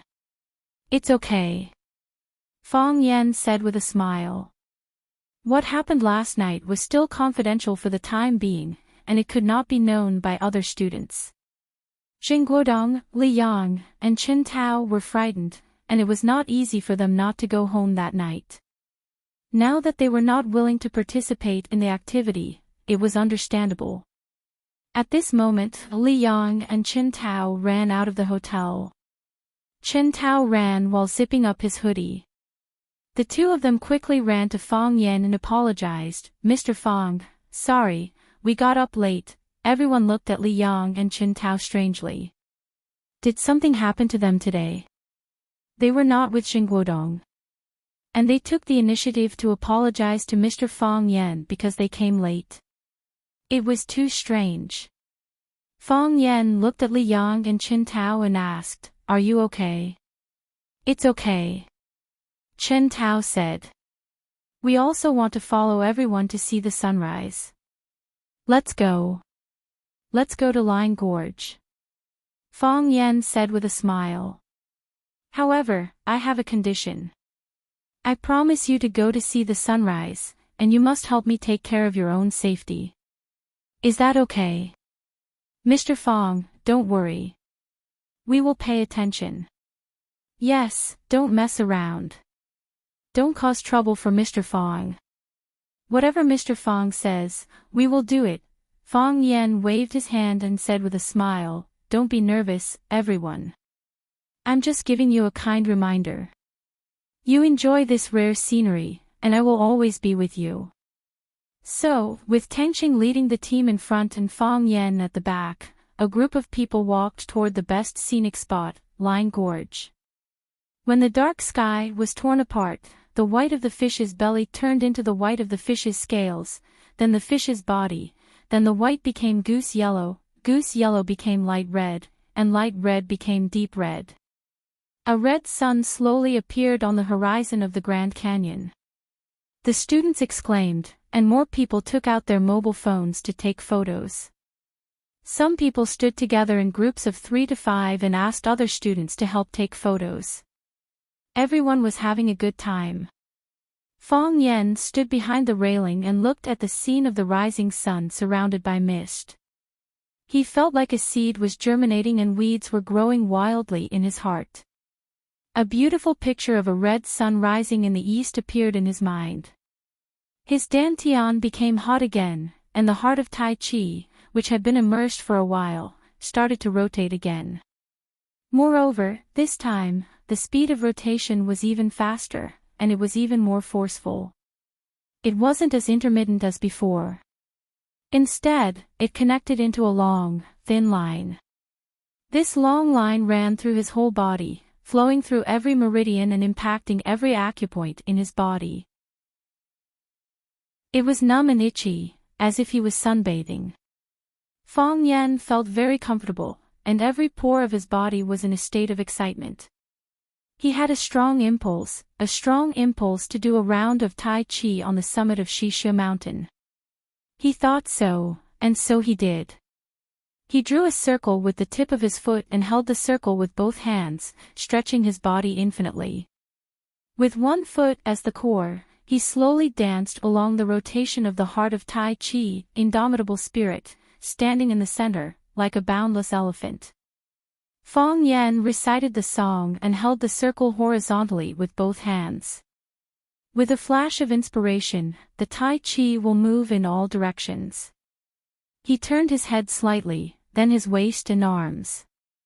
His left and right palms flew up and down, and it was hard to see with the naked eye.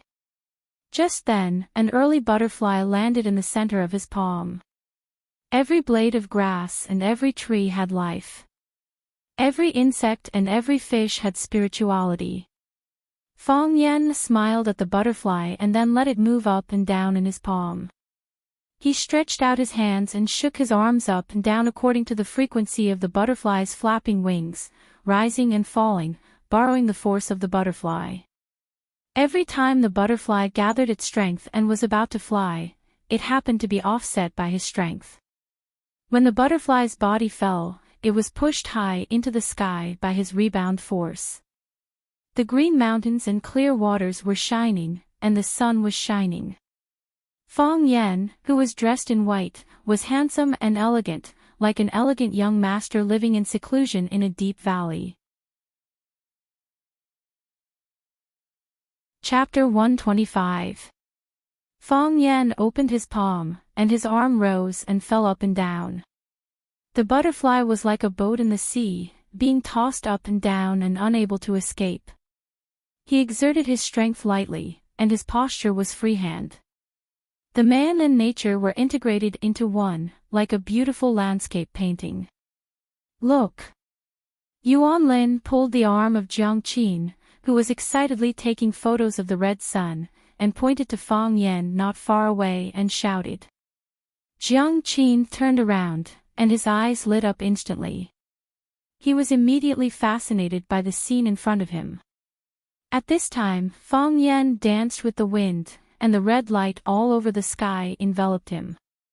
He was ethereal like a hidden master or a peerless immortal. So handsome. Yuan Lin's eyes were also full of little stars. Uncle is so handsome. I didn't expect a man who does Tai Chi to be so charming. Jiang Qin was silent and did not answer. He just stared at Fong Yan not far away with burning eyes. Sweetheart, say something. Are you stunned? Yuan Lin grabbed Jiang Qin's arm and said. She hoped that what she said could get Jiang Qin's response and resonance. Jiang Qin's silence made her very disappointed. Not only handsome, Jiang Qin said. His eyes never left Fong Yan. What is that? Temperament, Jiang Qin said. I don't think I'll be able to see such a temperament in any other guy ever again. Yuan Lin thought about it and said with annoyance, it's really annoying. Everyone came out to watch the sunrise together, which was the most exciting thing for Tangqing. Because when everyone came out together, Qinitian would also come out. When Qinitian came out, he would have the opportunity to watch the sunrise alone with her. Of course, as the famous school hunk in the school, he was embarrassed to show all his happiness on his face. Today, Tangqing deliberately chose a set of white clover sportswear, which made him look outstanding in the crowd, like a dazzling and proud white swan. As soon as he appeared, he immediately attracted the cheers of many girls in the class. Tangqing had always been by Qinitian's side. Being able to watch the sunrise with his beloved girl would definitely leave a sweet and deep memory in her heart. Decades later, she could even take it out to drink. Qinitian looked at the rising red sun in the Grand Canyon, as if he was stunned by the beautiful scenery in front of him. He did not speak for a long time. Tangqing really wanted to ask someone to take a group photo for them, but he was afraid that it would disturb Qinitian's mood, so he couldn't ask. Therefore, Qinitian didn't speak, and neither did he. Qin looked at the scenery in front of him attentively while Tangqing looked at Qin attentively. You stand on the bridge and look at the scenery. The person who looks at the scenery is looking at you from the bridge. Tangqing suddenly thought of this poem. At this moment, he was deeply moved. Qin sighed softly, and his line of sight finally moved away from the picture of the rising sun. Nature is really great. Man can conquer nature. It is nothing more than the arrogant delusion of us mortals. Tangqing was overjoyed.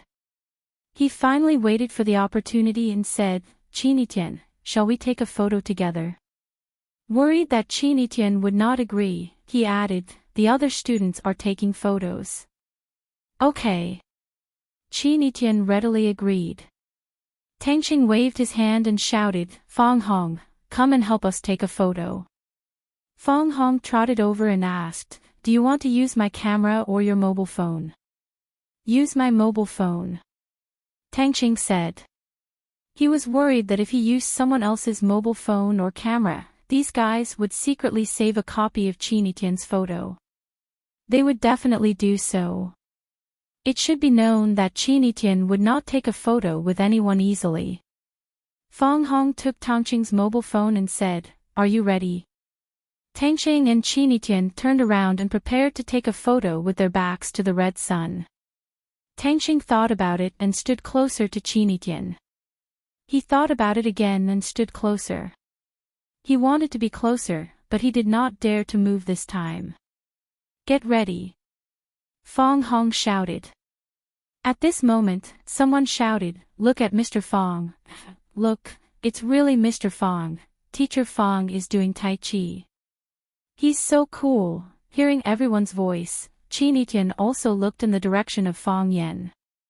Her eyes were full of affection, and the corners of her mouth were slightly raised, with a heartwarming smile.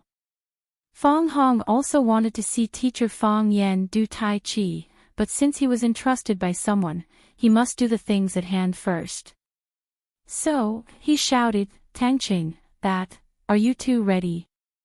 Tangqing looked at Qin's side face and saw that when she stood with him, she turned her head to look at another man seriously and attentively. He saw the joy and obsession in her eyes. How could such a scene be taken? Even if it was taken, it would be a great irony to himself, right? Tangqing waved his hand and said weakly, for the time being, let's not take photos. It had to be said that this scene was too surprising. Just now, the students of Class 9 took out their cameras and mobile phones to take photos of the red sun and the beautiful scenery of Xixia in the early morning. Now, everyone pointed the camera at Fang Yan who was doing Tai Chi and moved the shutter. Click, even Qin, who never took photos, took out a special mobile phone, adjusted the focus, and froze the picture of Fang Yan doing Tai Chi. Even some tourists who deliberately stayed at Xixia Mountain to watch the sunrise took out their mobile phones and kept taking photos when they saw Fang Yan, who was an anomaly. Someone said happily, Xixia Mountain is developing better and better. The last time we came, they didn't specially send people out to do Tai Chi for us. I didn't make a mistake asking you to come here, did I? Fang Yan was so lost in his own world that he couldn't hear the praises and comments of his friends around him. He didn't even notice that they were taking photos of him. He followed the guidance of the heart of Tai Chi and performed the moves of Tai Chi in his mind. Fang Yan was Tai Chi, and Tai Chi was Fang Yan. With the heart of Tai Chi as a medium, he finally became one with Tai Chi again and became a complete bowl. He could adjust his breathing, and he could look inside his body. Under Fang Yan's waving, the power of Tai Chi in the heart of Tai Chi circulated faster and faster. The stream turned into a stream, and the stream gathered into a river. The river rushed through every meridian and acupoint in his body. There was a mist around Fang Yan, and his body was steaming. The heat and the mist condensed together. Fang Yan's entire body was drenched in sweat, and his clothes were completely soaked. However, His complexion was rosier, and his skin was whiter and more translucent, showing a translucent state. After playing with the butterfly for a while, Fong Yen raised his hands and shouted, "Up!" The colorful butterfly suddenly felt that the heavy binding on its body was lifted. It flapped its wings and flew into the sky. It circled above Fong Yan's head twice, then flew into the distance and disappeared in an instant. Fong Yan drew a circle in front of him with the tip of his foot, and his body slowly retracted. He stood at attention, then gently exhaled a mouthful of turbid air. The practice of Tai Chi made him feel refreshed, and his body felt relaxed and comfortable as if it had been reborn. The fist style ended, but the heart of Tai Chi was still working normally. Although it wasn't as turbulent as before, it didn't break, and it still existed. He knew that after this incident, his heart of Tai Chi had finally been completely activated. Fong Yan was extremely excited. The trip to Mount Xianxia was not in vain. "Mr. Fong, wipe your sweat." Jiang Qin trotted over and handed over the handkerchief he borrowed from Yuan Lin. Yuan Lin wanted to do it herself, but she beat him to it. Fong Yan refused and said, "No need. I'm sweaty all over, and I don't want to ruin your beautiful handkerchief. You can go back to your room and take a bath. Let me do it." Qin Etian walked over and took the handkerchief from Jiang Qin's hand. He naturally helped Fong Yan wipe the sweat on his face. Fong Yan was speechless. "Qin Etian, can't you get permission from others before you do anything?" Jiang Qin was even more speechless. She even felt a little aggrieved. "I borrowed the handkerchief from my friend. Why should I give it to you?" She even wanted to yell at Qin Etian, but when she saw Qin Etian's carefree manner as if everything was supposed to be like this, she couldn't say what she wanted to say. It really took courage to face such an opponent. All right. Fong Yan took the handkerchief from Qin Etian's hand. I'll do it myself. The other students crowded around and praised Fong Yan at the same time. They praised Fong Yan as if he was the only one in the world. Fong Yan said that he was just playing, but he was very happy in his heart. Didn't people live for a face and a mouth? The other tourists also gathered around, wanting to take photos with the Tai Chi performer, Fong Yan. Among them, there were many beautiful tourists who came alone. Of course, Fong Yan's students rejected them on his behalf. They also explained that Fong Yan was just a teacher, not a Tai Chi performer on Xixia Mountain. Only then did they leave with regret. A middle-aged man wearing glasses came over, looked at Fong Yan and said, "Sir, can I have a word with you?" Fong Yan looked at him carefully and said, "I don't know you. Why should I have a word with you? Who are you? What can I do for you?" The middle-aged man laughed and said, "Sir, I'm a talent scout. I saw your Tai Chi performance just now, and I think you are very talented. I want to invite you to shoot a movie." Talent scout. Shoot a movie. Fong Yan looked at the middle-aged man in surprise and asked excitedly, "I just waved my hands casually, and I was chosen by a talent scout. Can I enter the entertainment circle? Join a beauty group, get to know a big star, and casually act in a movie to earn more than $1 billion. Sir." The middle-aged man was speechless. "I think, you think too much." Chapter 126. Why am I overthinking it? Fong Yan said angrily. "If others can do it, why can't I?" "Sir, Tang Tianwang is a legend in our entertainment circle. No one has been able to break the record he has created until now. I think I can do it too." Fong Yan said. "Find me a group of beauties and let me join, sir. I'm also very good-looking. It's not a problem for me to dress up as a woman, sir. Are you really a talent scout?" "Yes." "Then you can't see that I have the potential in this area." Sir, to tell you the truth.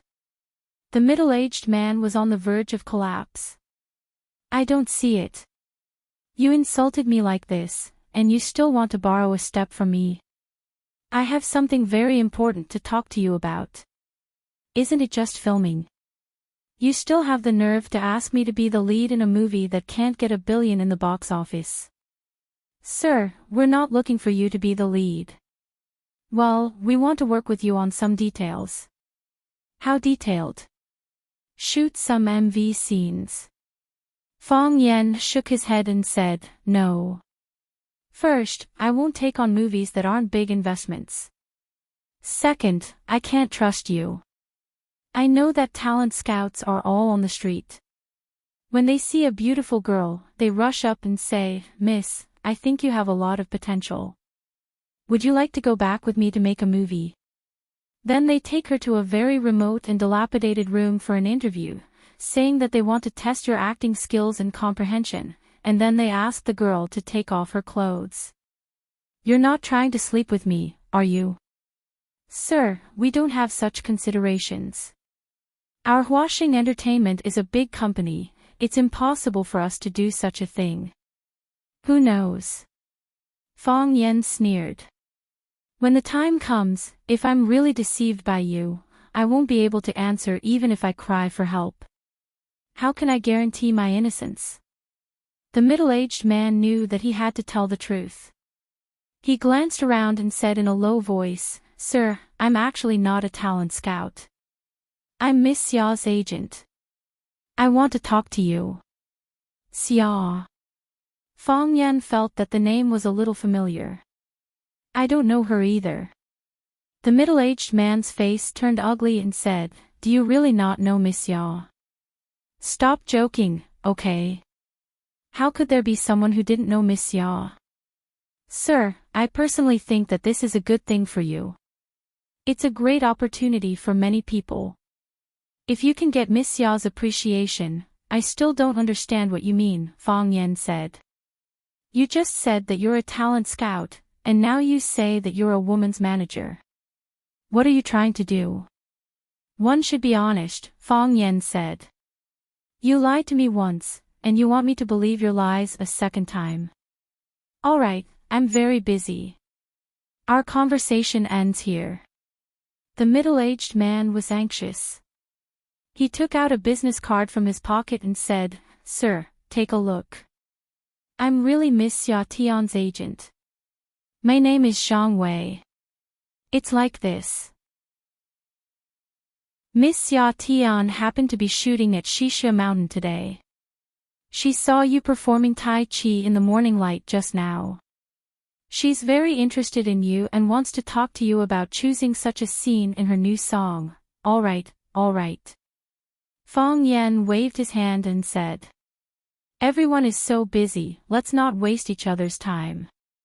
You still want to continue lying, and I still have to take the students to breakfast. I'll take your business card. Let's talk next time.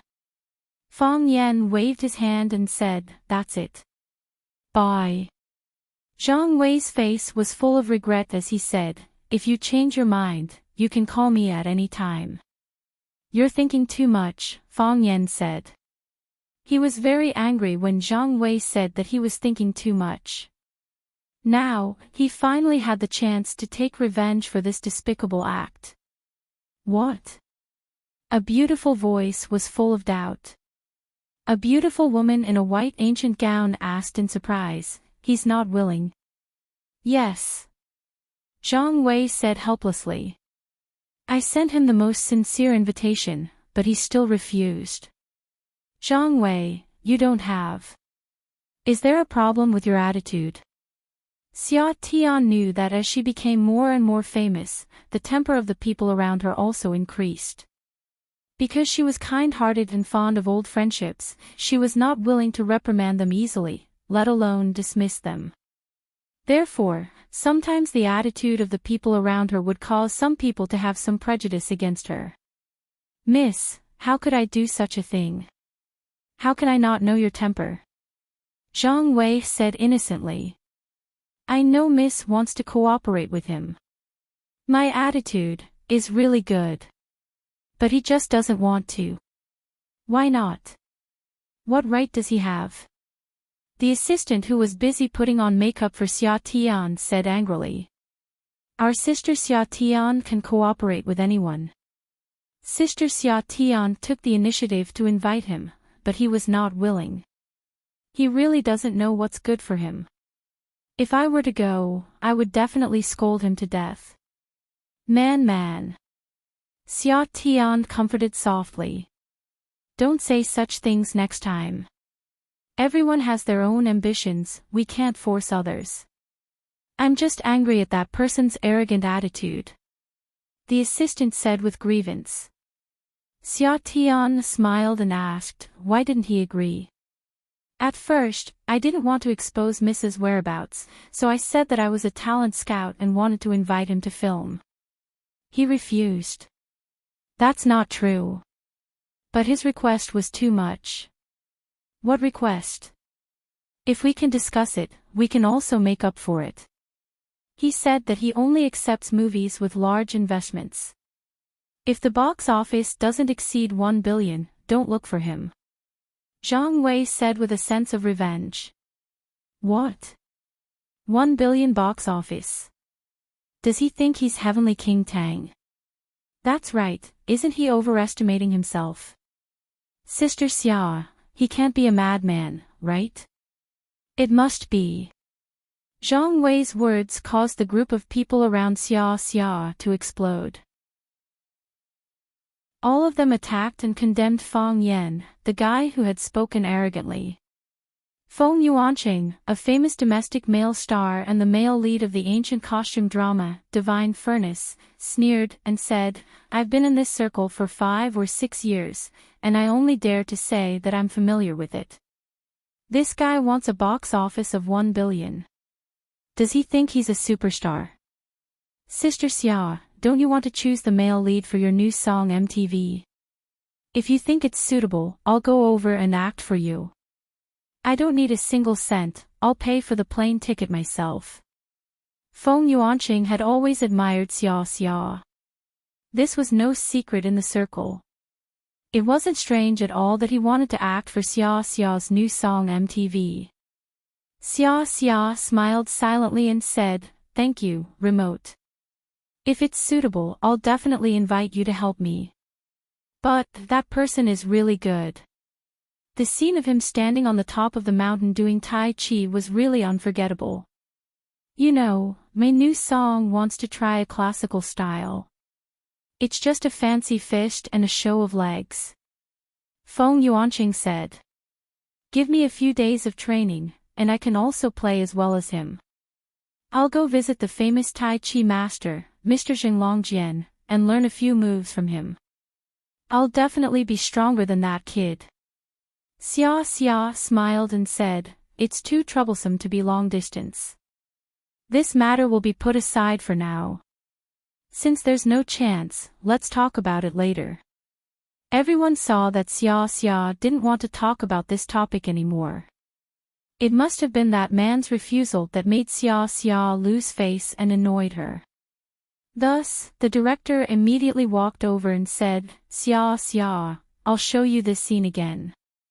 Actually, this scene is very simple. It's just that you and the long distance met at the top of the mountain where the sun rose, and then both sides fought because of a misunderstanding. The long distance pretended to be defeated by you and fell off the cliff.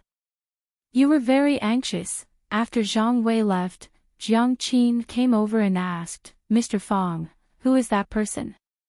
Why did he look for you?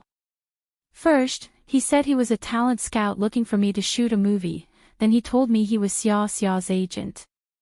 I sent him away. Fang Yan said. Jiang Qin took the business card and looked at it. He said, it seems that it really says he's Xia's agent. If only it was. I love Xia. However, this person must be lying. How could Xia be here? Is that Xia very famous? Fang Yan asked. He's too famous. Jiang Qin said excitedly. She's definitely the most popular celebrity in China. I love every single one of her shows. By the way, her singing is also very good. She has the nickname of Golden Song Queen. That's why I said it couldn't be her. Forget about her. Let's go eat. After dinner, you guys go back with our car. I'll take them back to school. You guys go home and say hello to your parents. No, Jiang Qin said with a pout. Why not? I'm going to see where you live. I'll go find you when I have time. You're still my tutor. Don't you want to fulfill your responsibilities now? Next time. Fong Yan refused. I still have a lot of things to do today. I brought the students out, and I have to bring them back safely.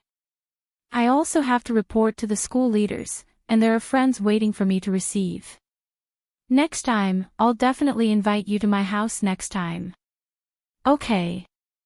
Jiang Qin said helplessly. I'm telling you, I'll definitely go. Definitely, definitely. Fong Yan said as if he was promising. At this moment, a strong smell of alcohol came. Burning knives.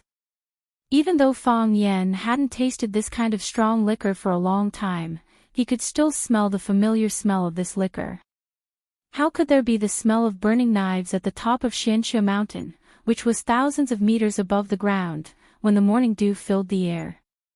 Fong Yan followed the smell of alcohol and saw a long-haired man holding a huge bronze wine gourd drinking on a big rock more than 10 meters away. The big man sat cross-legged on the rock, drank a mouthful of strong liquor, and glanced at the sunrise. His posture was arrogant, and his expression was relaxed. It made people feel strange, but also gave people a feeling of grandeur. Chapter 127. Fong Yan's eyes were slightly cold as he said to Jiang Qin and Yuan Lin, "You two go back to the hotel with them for breakfast. I still have some personal matters to deal with." Jiang Qin didn't notice the danger and wanted to continue to stay with Fong Yan. She asked puzzledly, "What else is there?" "I feel a little uncomfortable," Fong Yan said while holding his stomach. He looked like he was in unbearable pain. "Hateful," Jiang Qin said coquettishly. How did the Grandmaster of a generation become an unlucky guy with diarrhea in the blink of an eye? Can you maintain a beautiful and lofty image in other people's hearts for a longer time? Of course, in Jiang Qin's view, the current Fong Yan was also very beautiful and lofty. Wasn't reality another kind of beautiful and lofty? Jiang Qin pointed to the front and said, "I saw a toilet at the corner over there. You go there quickly. If you come back late, there won't be anything to eat. You guys eat first. Don't wait for me," Fong Yan said with a smile.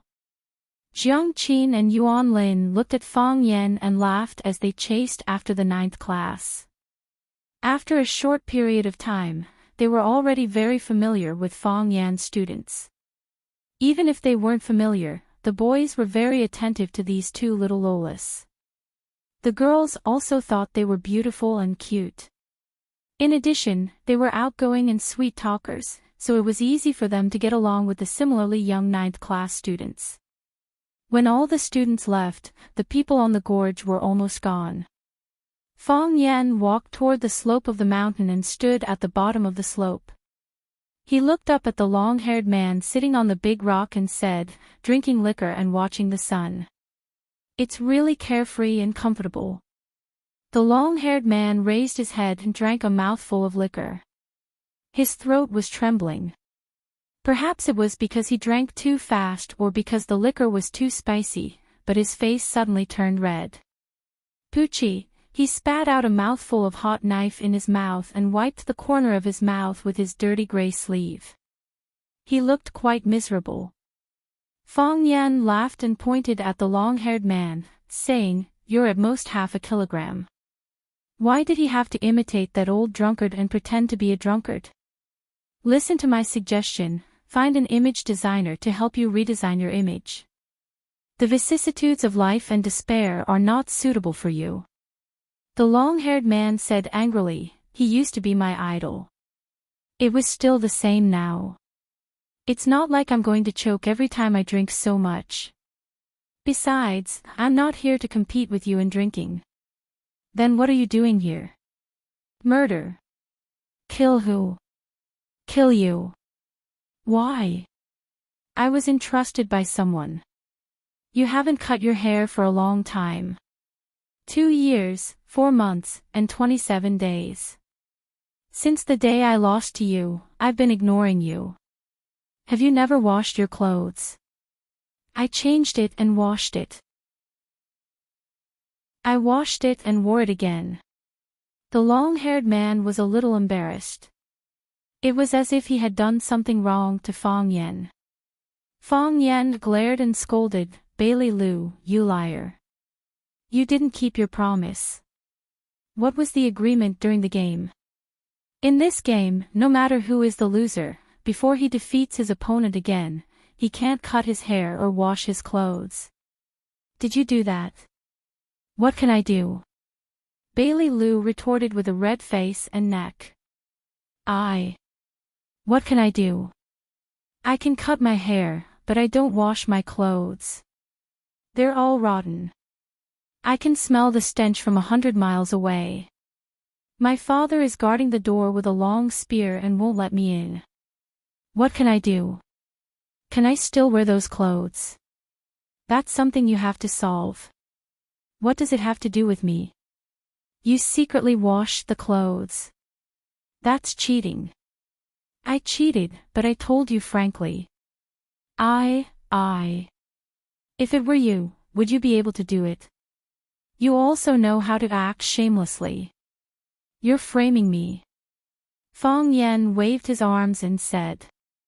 I have nothing to do with your sister, but you said that if there was a chance, I would peep at her bathing. But did I do such a thing? No. Did I want to do such a thing? I never did. You dare to bully my sister. Bailey Lu suddenly jumped up from the big rock and said, let's fight again today to avenge the defeat of 2 years, 4 months, and 27 days. Fong Yen, on the top of Xianxia Mountain, will fight to the death. Fong Yen shook his head and sighed, saying, today is not the right time to fight to the death. Let's fight another day. Why not? If we didn't talk so much nonsense at the beginning and fought to the death, it would be exciting and pleasing to the eye. We would show the demeanor of a master. Now you deliberately teased me by talking so much nonsense, which suddenly destroyed the tense atmosphere. Would Shimin Chueshue and Yi Guqing talk so much nonsense before the fight? Bailey Lu thought for a while and said, no. Would Dongfang Bubi talk so much nonsense before the fight with Ren Wuxing? Bailey Lu thought again and said, no. Who would talk so much nonsense before the fight? Who would? Hooligans and aunties from the vegetable market. Are you willing to fight like hooligans and aunties from the vegetable market? No. Then let's go back. Fong Yen waved his hand and said. Pick a good day next time and we'll fight to the death. Bailey Lu refused and said, I'm not leaving. Since I'm here, I can't just leave like this. I promised someone that I would kill you. If I leave, you'll definitely brag to others that you defeated a strong enemy with just a few words, that you didn't need to use your hands to fight, and that you'll make a fool of yourself by using your hands. Others will call me a coward. I won't fall for your trick. Am I that kind of person? Fong Yen was hopping mad. You are that kind of person. Bailey Lu's face was full of disdain. I challenged you for the first time when I was 17 years old. You said you weren't feeling well today and asked me to come back 3 days later. I just walked out of your house and you let people spread the news that I was defeated by you in one move and had to flee. It's not the first time you've done this kind of thing. Fong Yan's face was full of awkwardness and said, it's a misunderstanding. That incident was a misunderstanding. Those bastards asked me if I had a chance of winning against you, and I said I could defeat the enemy in one move. In the end, those guys went out and bragged. How can I casually joke around with my reputation? I don't care. You must fight with me today. Bailey Lu said stubbornly. Fong Yan hesitated for a while, then gritted his teeth and said, fine. Then I'll casually beat you up. Let me say this first, today is not the day to fight to the death. Before Fong Yan's voice faded, a huge gourd had already flown towards where he was standing. Boom, the mountains collapsed and the earth cracked. It felt like the whole earth was shaking. The loud sound reverberated in their ears, almost piercing their eardrums. Grass and trees flew, and gravel turned to dust. At the place where Fong Yan had just stood, the heavy wine gourd had smashed a big round pit. Bailey Lu, you dare to sneak up on me. Fong Yan waved away the dust and smoke in front of him and shouted. If I don't sneak up on you, then it's your turn to sneak up on me. As Bailey Lu spoke, his huge body had already leaped down from the big rock. His big feet stepped heavily on the side of the wine gourd. With a flick of his toes, the wine gourd had already flown from the ground into his hand.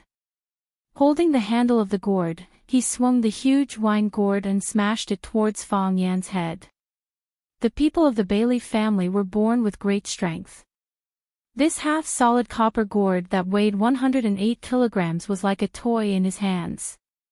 Whoosh whoosh, the wind howled wildly, carrying with it the power to destroy heaven and earth. With that blow just now, Fong Yan had already seen the power of this copper gourd. It could smash rocks and create a big pit on the hard concrete floor. How could flesh and blood resist it? Of course, Fong Yan would not fight it head-on. Fighting head-on would be a problem with his brain. However, blindly dodging was not an option. Bailey Lu's strength was unparalleled, and he could not use it up in a short while. If he allowed his attacks to form a momentum, then Fong Yan could only be placed in his momentum and be controlled by him, in a passive state. Fong Yan needed to seize the momentum, and he needed to counterattack. Both his feet were on the ground, and his body was in a wobbly tumbling state. Boom, the wine gourd was getting closer and closer, and the strong wind was blowing. Fong Yan's face was burning with pain. This was the result of being cut by the wind blade. It arrived in an instant. Fong Yan moved. His body leaned back, and both his feet were like nails that were rooted to the ground, not moving an inch. Whoosh, the wine gourd was swung over his upper body. Bailey Lu laughed out loud, and then took back the wine gourd in his hand. He raised it high, and smashed it down towards the top of Fong Yan's head. Whoosh, Fong Yan's body only moved slightly to the side, and once again avoided the wine gourd's attack. Whoosh, this time, it was a direct attack from the side, and the position of the attack was also in the middle of the body, which was not easy to avoid, the chest. Whoosh, the fourth attack failed. Whoosh, the fifth attack missed again. Whoosh, whoosh, whoosh, Fong Yan stretched out his hand. His slender right hand reached out towards the wine gourd. As if it had no bones, it stuck to the belly of the wine gourd. Tai Chi was a circle. The wine gourd was a circle. Tai Chi was the wine gourd, and the wine gourd was Tai Chi. Bailey Lu used all his strength, and he moved with little effort.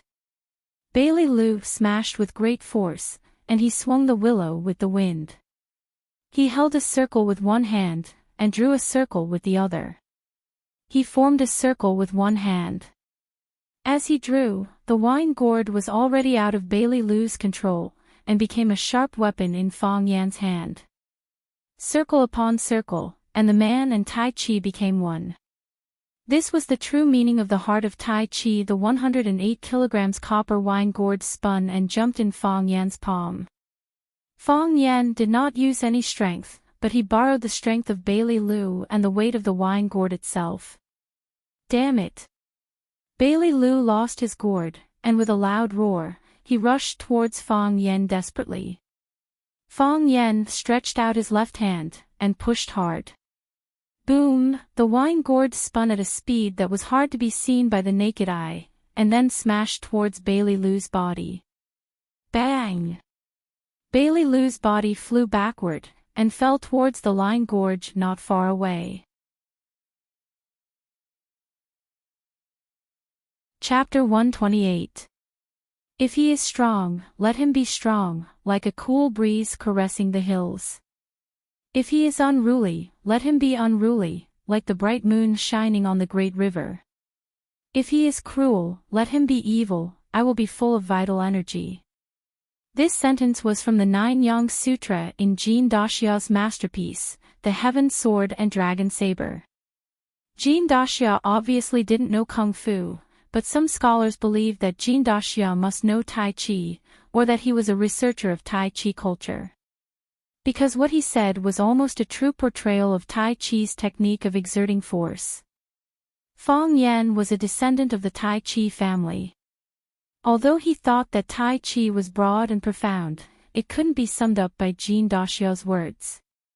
However, he couldn't deny that using softness to overcome hardness was the core essence of Tai Chi. Using strength to fight strength, I won't use strength. Hitting an ox across the mountain won't hurt me. This was why Tai Chi looked powerful and pretentious.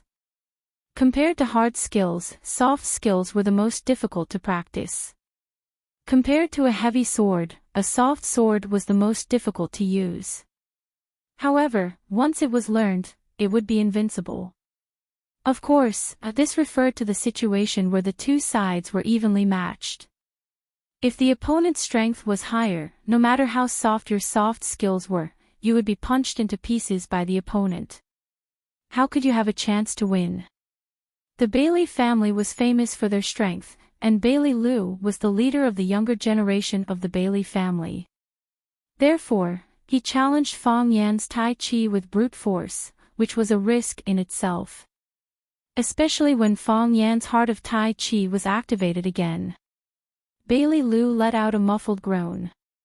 His huge body was heavily smashed by the wine gourd, and he flew towards the line gorge. The gorge was unfathomable, and falling down was bound to be smashed. However, Fong Yan didn't stop there. He rushed to the side of the cliff and pulled out a road sign slate from the soil. Then, he held the slate and smashed it towards the place where Bailey Lu had just fallen. He proved with his own actions that hitting a person when he was down was not a moral problem at all. Falling off the cliff was the real scum. Boom! The slate whistled down, following Bailey Lu's body. Fong Yan was still worried. He moved his toes and threw the small stones on the ground towards the cliff. There's bound to be one piece of an inescapable net that can hurt you. Clang! A crisp sound was heard. Fong Yan hurriedly ran to the edge of the cliff, only to see that the 108 Jin wine gourd was actually flying up from below. The sound just now came from the stone hitting the wine gourd. Fong Yan tapped the ground with his toes and jumped off the cliff. Both of his feet stepped on the body of the wine gourd. With a force of 1,000 Jin, he was determined to make the wine gourd sink rapidly. Bang! Fong Yan's feet landed on top of the huge wine gourd. The wine gourd was suppressed by Fong Yan's strength and fell down the cliff like a swallow with a broken wing. The mountain wind whistled, and the white fog rolled. Dressed in white, Fong Yan stood on top of the wine gourd and descended rapidly between the mountain streams. He looked like a celestial deity riding on a flying gourd. After falling for several hundred meters, a loud shout suddenly came from below the wine gourd. Roar! A muffled roar that was suppressed to the extreme and exploded to the extreme was heard. Suddenly, an earth-shattering force came from the bottom of the wine gourd. Clang! The wine gourd's body trembled violently. Fong Yan's feet, which were standing on top of the wine gourd, also felt numb and pain. The wine gourd flew up into the sky like an unstoppable rocket. Even Fong Yan's body flew up from below the cliff. Clang! Another loud noise rang out. The wine gourd's ascent slowed down a little, then accelerated again. Clang! Another loud noise rang out. The wine gourd rushed even faster. Clang! Clang! Clang! His head was bleeding, and his long hair disheveled. Bailey Lu looked like a wild man in the valley, or like an enraged ape monster. Punches after punches landed on the bottom of the wine gourd. He used his brutal body, his strong ability to stay in the air, and the strength of the rocks on the mountain walls, the rattan ropes, and the wine gourd's own driving force to rush forward. Pressing forward with indomitable will. In the world of martial arts, only speed is unbeatable. In the world of martial arts, only strength is unbeatable. Great strength is unbeatable. Roar! Another bestial howl rang out. Clang! Bailey Lu's heaviest and most ruthless punch landed on the bottom of the wine gourd. Fong Yan, who was wearing shoes, felt that the wine gourd was boiling hot, as if it was about to burn and melt. His toes touched the ground, and his body floated diagonally towards the top of the cliff. Whether it was playing chess or fighting, the most frightening thing was that the two sides had a continuous momentum. After Bailey Lu's 9 punches, his attack had already formed momentum. Unstoppable. The wine gourd's ascent and his leap were already difficult to stop. All Fong Yan could do was to wait for his overlord's return at the top of the wide-line gorge. Whoosh! Fong Yan's toes landed lightly on the ground. In a place that was hard to see with the naked eye, the stones that his feet stepped on turned into ashes, and the weeds turned yellow and withered into mud. The soles of his feet were emitting light smoke, as if his shoes were about to burn. It was not the shoes that were emitting smoke, but Fong Yan's feet that were emitting smoke. If he had not used the power of Taiji to resist, he would have been killed by Bailey Lu's defying god fist when he was standing on top of the wine gourd. Taiji could borrow strength to fight, and so could the defying god fist. As long as you practiced any kind of martial arts to the extreme, you could achieve the same result by different means. The Bailey family's divine fist was good at attack, while the Fong family's Taiji was good at defense. This was also the reason why the Bailey family repeatedly challenged the Fong family. When the world's sharpest spear met the world's strongest shield, what would the result be? This was the answer that everyone wanted to know.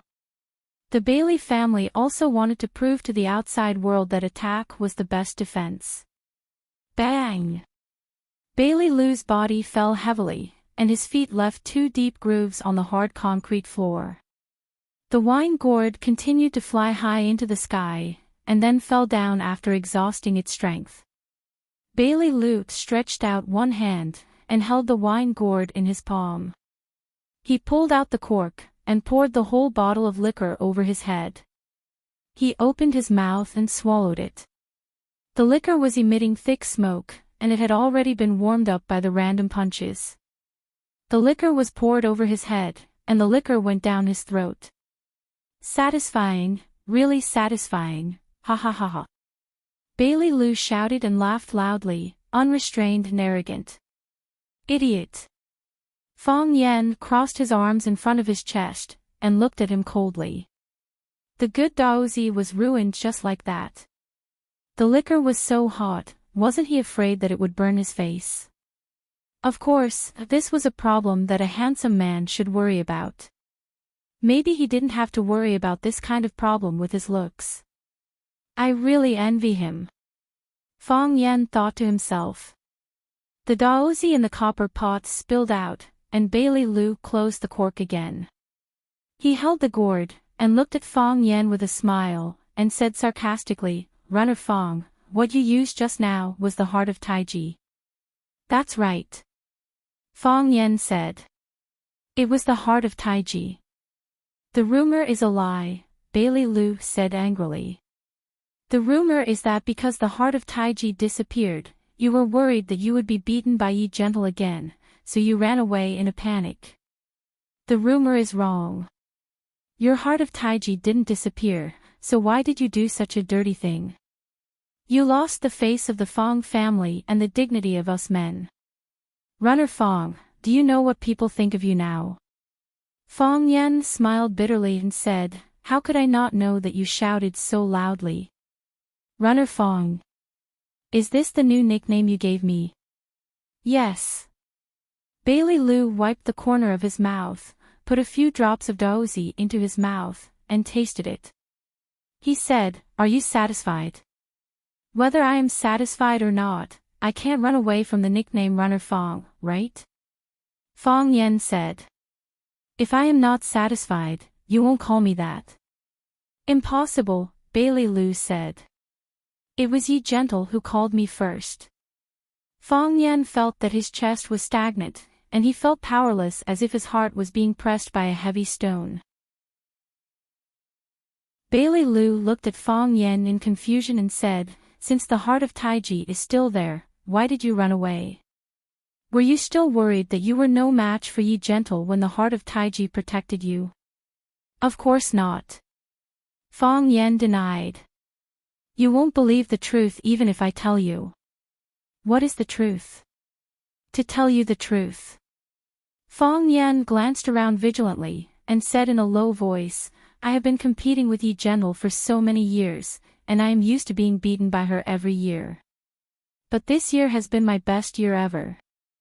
I know that if we compete again, I will definitely knock her down and defeat her. I don't know why, but I am not used to the thought of knocking her down. I think she must be very uncomfortable in her heart. She is such a proud woman, and she wins every year. She must be very disappointed when she suddenly loses, right? You don't want her to get hurt. No. You don't want her to be disappointed. Not at all. This is love, Bailey Lu said with absolute certainty. I knew many years ago that you would have such a day sooner or later. What day? Fong Yen widened his eyes. You mean? Yi Gentle and I are in love. Yes. Bailey Lu nodded seriously. Enemies, enemies. How can you be a family without hatred? You have been fighting for so many years, and it is natural that you like each other. Let me tell you, I knew you would have such a day when I was 18 years old. Although Yi Gentle is violent and unreasonable, she is actually quite beautiful. How about you two just make do with each other? I see. Fong Yen looked like he understood, and said, no wonder I would rather skip class and run away than defeat her. It turns out that I was blinded by love. Bailey Lu, you have to keep it a secret from me. If you are really tired of holding it in, you can't talk to more than 3 people at most. After a pause, Fong Yen said, of course, although I like Yi Gentle a little, I will not marry such an evil woman. Her violence is not worthy of my gentleness and kindness. Chapter 129. To any martial artist with feelings and self-respect, running away in the face of battle was the greatest humiliation. Fong ran. Thinking of this nickname, Fong Yen had the urge to cry. Why do I have to beat that violent woman? I have no grudge against her. I didn't peep at her when she was bathing or touch her breasts. Why do we have to have a competition every year? Isn't it better to have a competition every 30 or 50 years? Everyone will have more time to prepare for the competition, and they won't have too much psychological pressure. Of course, it was also a shame for Fong Yen to fall in love with a woman like Yi Ro. A woman who would beat someone up over the head and make them unable to get out of bed for half a month. Who would like such a woman? Was such a woman still a woman? However, compared with running away, he was more afraid that others would say that he ran away because he couldn't beat Yi Ro. Although it was true. Thus, he found a ridiculous and dignified reason for his departure. Because he liked Yi-Ro and didn't want her to be hurt. He didn't want to beat her down and make her feel disappointed and regretful. Running away when you can't beat someone is a coward. If he labeled his escape as love, then Fong Yen would be a man of love and righteousness. Fong Yen secretly gave himself hundreds of likes in his heart. He felt that he was so smart. Bailey Lu stared at Fong Yen, dumbfounded. He thought to himself, how could he say such shameless words? However, thinking of his usual style of dealing with things, he felt that it was reasonable for him to do such a thing. She won't like you, Bailey Lu said. What? Yi-Ro won't like you. People were like this. You could dislike a person, but you wanted everyone in the world to like you. This was especially true for many goddesses. They never thought of marrying a spare tire, but if the spare tire married another woman, the goddesses would still feel a little disappointed and angry. That was the mentality of Fong Ran. He never thought of being with Yi-Ro. Thinking of this possibility, he would have nightmares at night. However, he was still angry when he heard Bailey Lu said that Yi-Ro wouldn't like him. Why won't she like me? Why wouldn't she like me?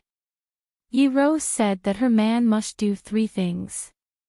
First, a man of indomitable spirit. Second, a true gentleman who keeps his word. Third, you can beat her. How am I not indomitable? Fong Yen said. How am I not a true gentleman who keeps his promises? How could I lose to her? I just haven't hit her yet. Bailey Lu's eyes became contemptuous and he said, I don't think you can fulfill any of these 3 requests, can you? Fong Yen looked at Bailey Lu with a murderous look and said, I suddenly felt something. Do you like the feeling of Yi-Ro? I feel like I won't rest until you're dead, Fong Yen said viciously. Some people don't know how to respect you unless you beat them up. Good. Bailey Lu laughed. Before I was asked to kill you, I was worried that your Taiji heart would disappear, and I would have an unfair advantage. Since your Taiji heart is back in the fight just now, let's have a good fight. I won't rest until you're dead. I'm just saying. Before Fong Yen finished his sentence, Bailey Lu had already run toward him with the wine gourd that weighed more than 50 kilograms in one hand. Before he arrived, the fat gourd's belly had already smashed toward him. Boom! The strong wind whistled like a tiger's roar. Fong Yen stepped back and chose to avoid the first blow. Fong Yen stepped back, but Bailey Lu rushed forward faster and faster. The wine gourd in his hand was ready to be fired, and it kept threatening and pressuring Fong Yen. Bang! Fong Yan's body hit the stone mountain behind him. There was no way to retreat. It was extremely dangerous. Bang!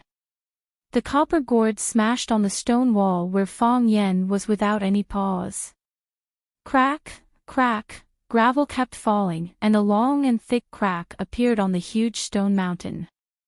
The cracks continued to extend, and countless fine cracks appeared in the stone. However, Fong Yen had disappeared. Bailey Lu didn't hesitate. He held the copper gourd in one hand and made a 90-degree hook with the other. Bang! Fong Yan's palm collided with Bailey Lu's punch, making a heavy sound. Fong Yan's clothes and hair were stained with dust, and there were several cuts on his face from the stones. He looked a little embarrassed. However, he magically appeared behind Bailey Lu.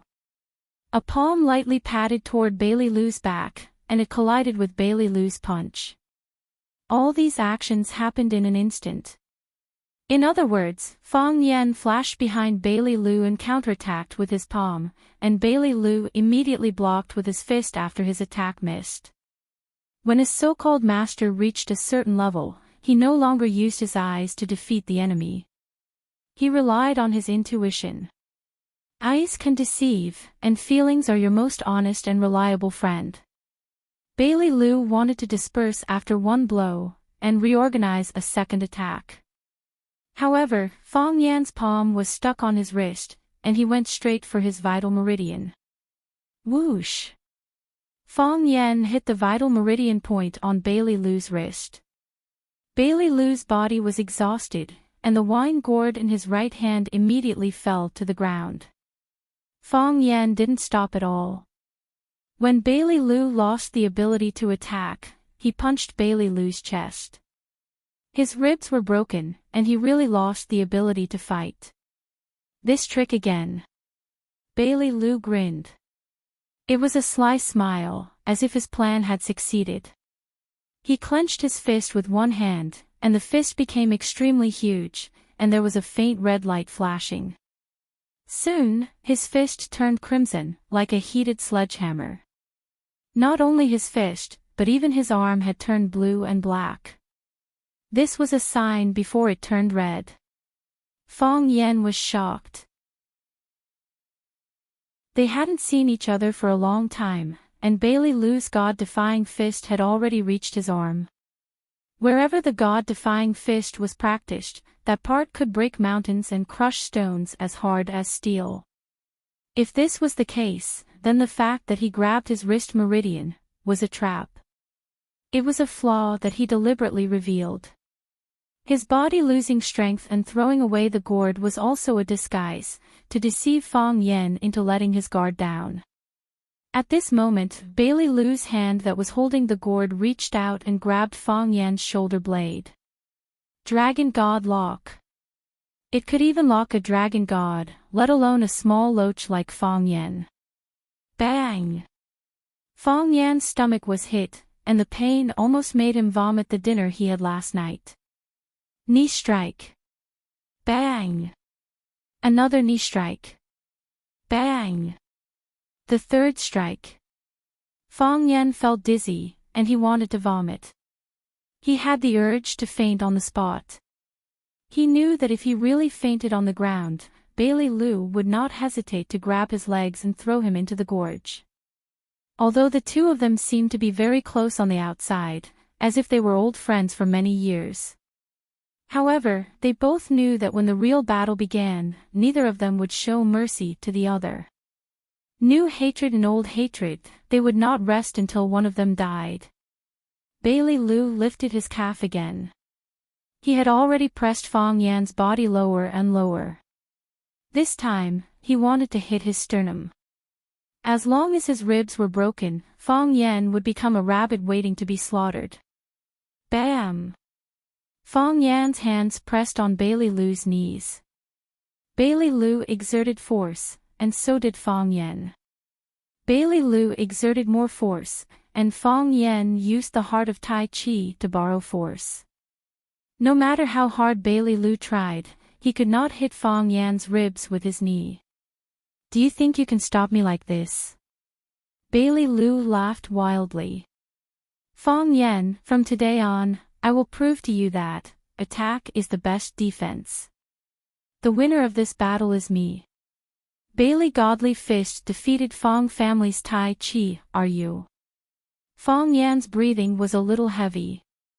That was because his lungs were injured. Are you thinking too much? As Fong Yan spoke, he hooked one hand, and Bailey Lu's feet were lifted off the ground at the same time. Fong Yan suddenly straightened his back, and Bailey Lu's body, which was on his shoulder, was abruptly lifted up. He crossed his feet, pressed his body on the ground, and drew Tai Chi with his toes. At the same time, his body also rotated. He held his hands in a circle, and used Bailey Lu's body as an arc of Tai Chi. The heart of Tai Chi rotated crazily, and only a white gas vortex could be seen, but its real body could not be seen clearly. There was a warm and abundant gas in the Chi pit, like a Chi meridian extending to the limbs and the major meridians of the whole body. When it went around in the body and entered the sea of Chi again, Fong Yan felt that he suddenly became energetic and powerful. He felt that his whole body was full of power, and he had an impulse to destroy, and to crush all the enemies. Bailey Lu wanted to struggle, but Fong Yan took the initiative to press him down. He made a move, and Fong Yen pressed him down. He made a kick, and Fong Yen pressed his foot down. Fong Yan's body rotated faster and faster, and his hands danced faster and faster. Bailey Lu's vertical body turned into an oval, and the oval became a circle. There is no heaven and no me, and I am Tai Chi. It had to be said that the feeling of being able to look inside and foresee the enemy was really awesome and pretentious. Bailey Lu's body turned into a ball, and became the Tai Chi that Fong Yen was playing with and dancing. Fong Yen raised his hands, and Bailey Lu, the meatball, was thrown into the air. Then, he leaped into the air. His whole body stretched out, like a big eagle spreading its wings and soaring. When the height of his jump was the same as the height of the meatball, he kicked the meatball away. Bang! The meatball hit the mountain wall, and the sound of bones breaking was heard. Whoosh! Fong Yan's feet landed on the ground. The second round, the Fong family of Tai Chi wins. Fong Yen stood proudly and said in a clear voice. Chapter 130. Fong Yen and Bailey Lu had fought 2 rounds. Of course, in the hearts of some uninformed spectators, they had fought 3 times. In the first round, Fong Yen made an appointment with Bailey Lu to fight 3 days later with the excuse of feeling unwell. Unexpectedly, as soon as Bailey Lu left the Fong family, someone spread the rumor that Fong Yen defeated Bailey Lu in 1 move.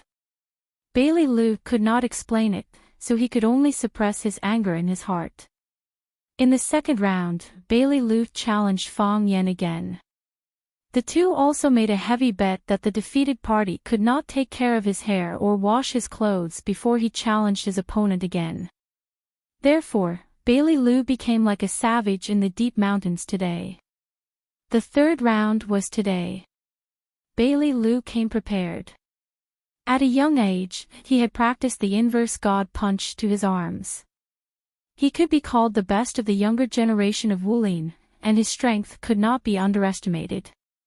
Unexpectedly, Fong Yen still turned the tables at the last moment. While he was beaten into a ball, he had to continue to abide by the agreement that his hair could not be taken care of and his clothes could not be washed. He walked in Jianghu in ragged clothes with this bad hairstyle, was beaten by his father with a stick, and was ridiculed by his peers. The history of Bailey Lu's growth was a tragic history of hardship. Fong Yen stood in the same place, waiting for Bailey Lu's body to hit the stone wall and then fall to the ground again. He was ready to go up and give him a few more kicks. Bailey Lu's ball-like body was sliding down rapidly. As he slid down, his body gradually stretched out. Obviously, he had broken away from Fong Yan's control and recovered some physical strength and self-awareness.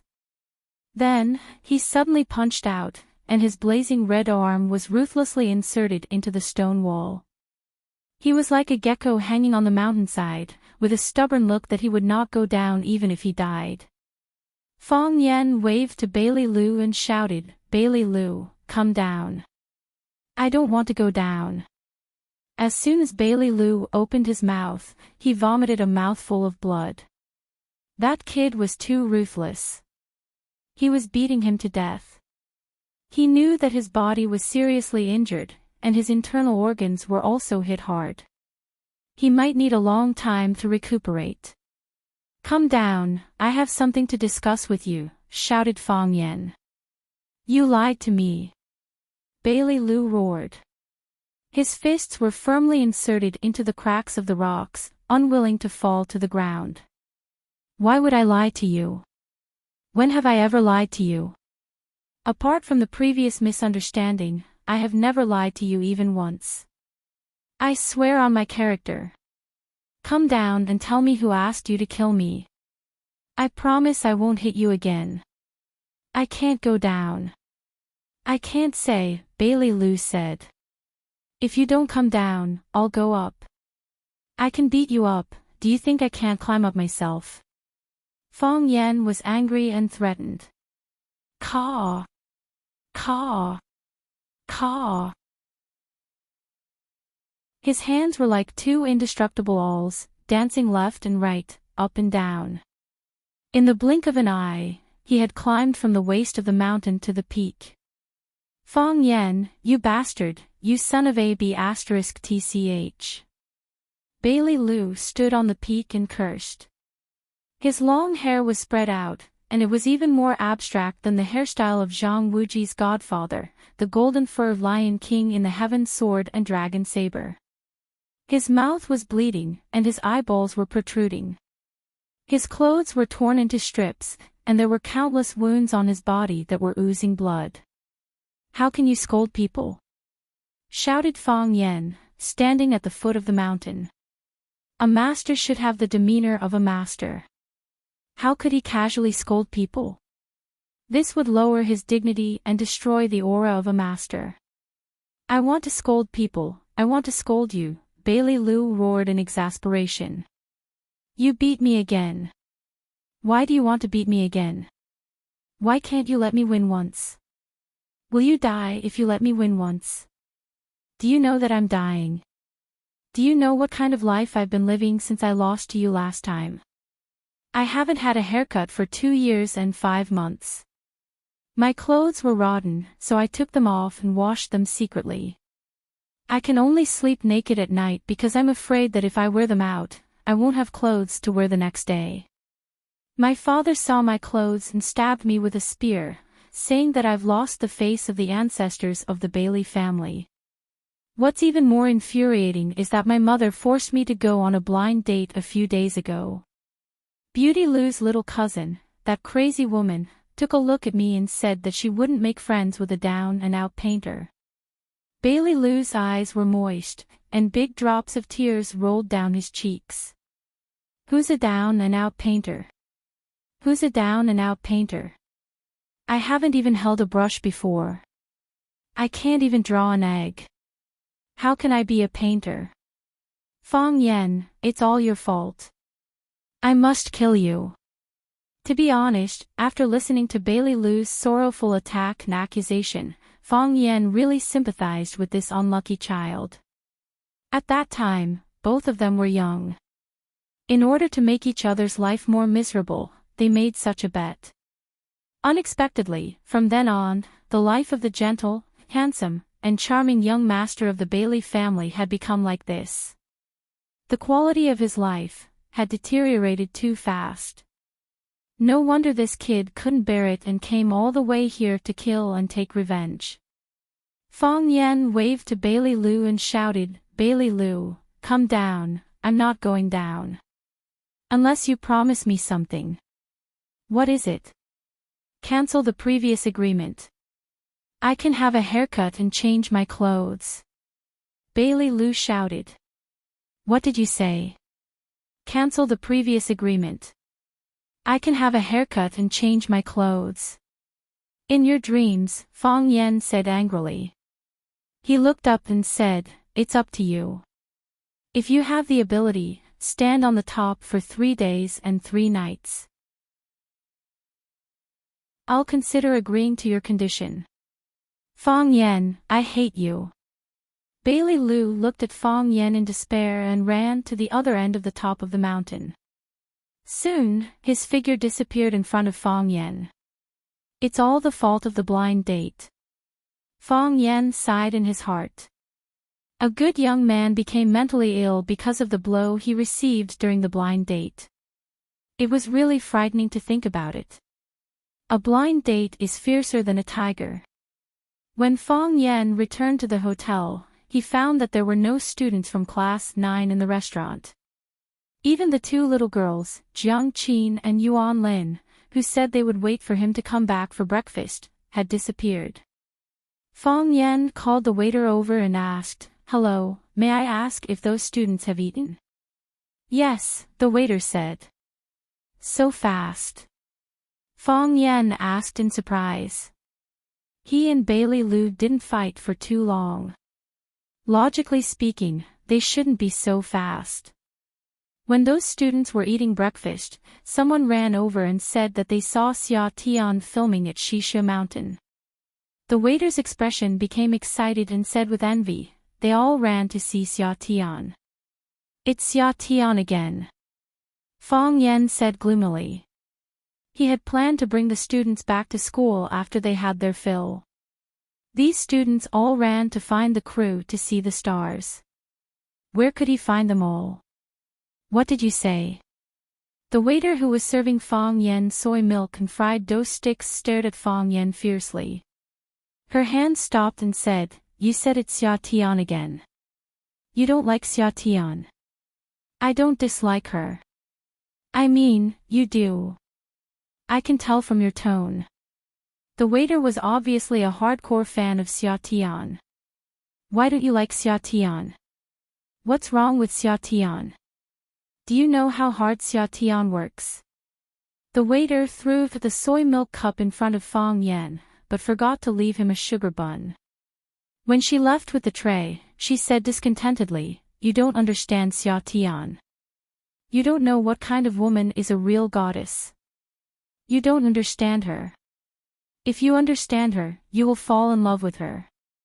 Fang Yen finished the 2 fried dough sticks and a cup of warm unsweetened soy milk on the plate. He wiped his mouth and was ready to look for his students.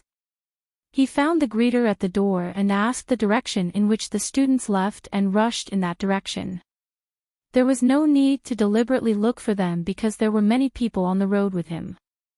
From their excited expressions and topics of discussion, it was obvious that they were also looking for Xia Tian. Fang Yen was not ignorant about Xia Tian. He had also heard of Xia Tian's name. He knew that Xia Tian had acted and sung, but that was all. He didn't expect that this star had such a great influence. Because she was filming at Mount Zhangxia, the tourists of Mount Zhangxia were probably looking for the location of her filming crew. Thinking that the students of Class 9 had abandoned their teacher and ran to find a woman they had never seen before, Fang Yen felt an inexplicable sadness in his heart. Is it really Xia Tian? Is it fake news? It must be Xia Tian. Someone has already taken a photo and posted it on Weibo. It was taken at Mount Zhangxia.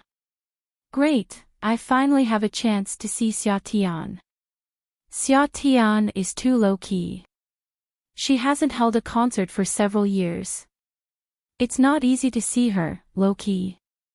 Fang Yen sneered. If she really wanted to be low-key, she wouldn't have deliberately revealed her whereabouts. Letting so many people look for her all over the mountains and plains, how could she be called low-key? At this moment, Fang Yen heard the sound of branches rustling in the woods on a narrow side road. Fang Yen stopped and looked over. He happened to meet a pair of bright and gentle eyes. The woman obviously didn't expect that she would be discovered as soon as she showed her head. She looked anxious and hurriedly made a shushing gesture to Fang Yen. Worried that Fang Yen wouldn't agree, she put her palms together and made a pleading gesture to Fang Yen. Fang Yen was stunned for a moment and shouted in surprise, "You are Xia Tian."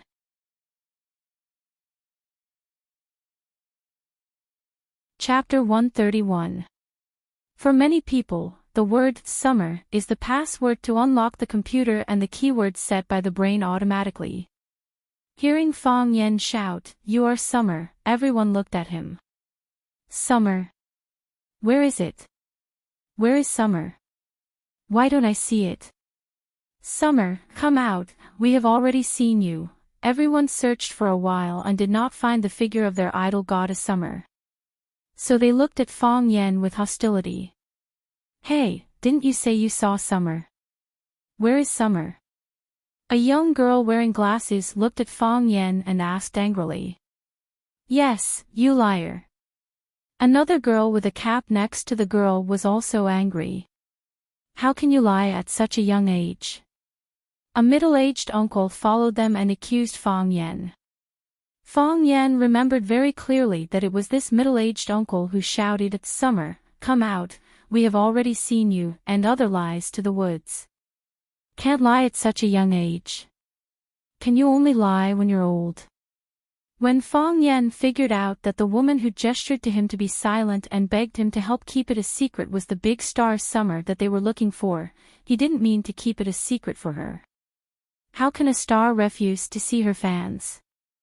Signing a photo and treating them to dinner is a matter of course. However, hearing these fans accusing and attacking him, Fong Yan changed his mind. Don't you want to see your idol?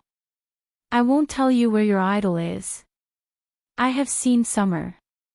Fong Yan said innocently. Where? Why didn't we see it?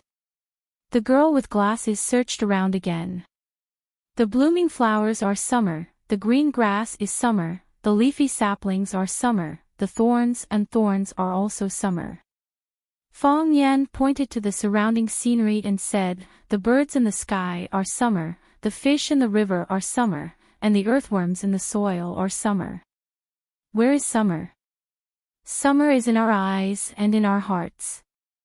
Fong Yan looked at the middle-aged uncle and said, Uncle, didn't you say you saw summer? Why are you still asking me where summer is? Who are you calling uncle?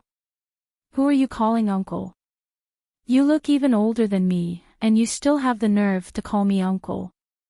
The uncle was very angry, and the consequences were very serious. Crazy, the bespectacled girl cursed. This person is really annoying. I thought he saw the summer, but it turns out he's a poet. Since they didn't get the information they wanted from Fong Yan, they followed their original plan and continued forward to search for summer. Fong Yan waited for them to leave before he walked to the front of the dense forest at the fork and said, Come out. The branches and leaves swayed, and a beautiful figure in an ancient costume stood in front of Fong Yan. Elegant and refined, otherworldly like an immortal. This was Fong Yan's first impression of her. Just now, it was just a hurried exchange of glances.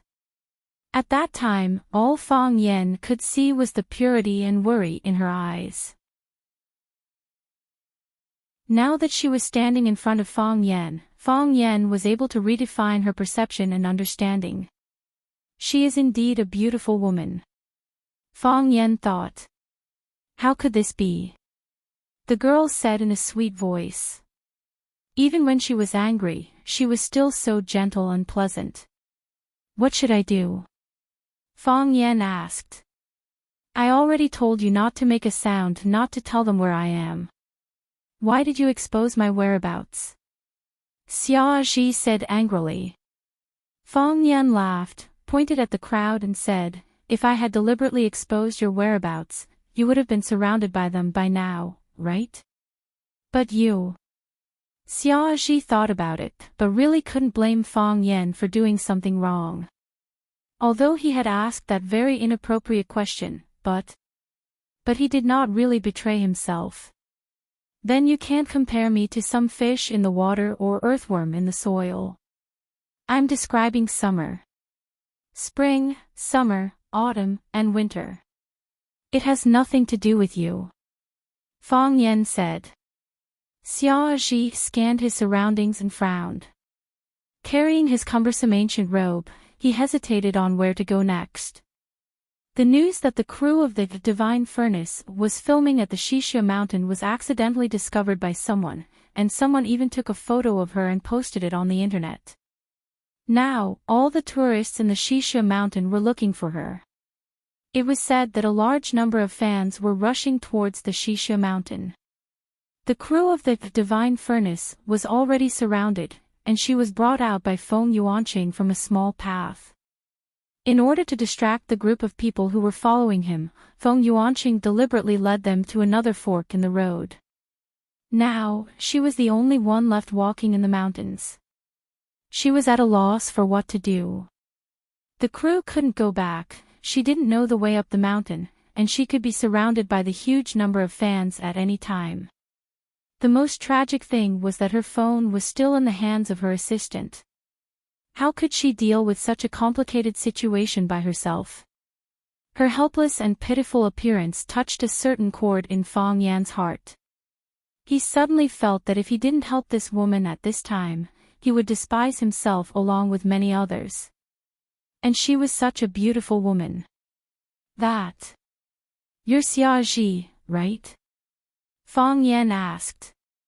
Xia Ji had already regained her composure as a big star. She said, "Yes, I'm Xia Ji." "Where are you going?" Fang Yan asked. "Where to?" Xia Ji thought for a moment and said, "I haven't thought about it yet. Maybe I should go to the police for help. I mean, if I really have to." Fang Yan sighed. A while ago, a Korean star came to Huaxia to participate in an event.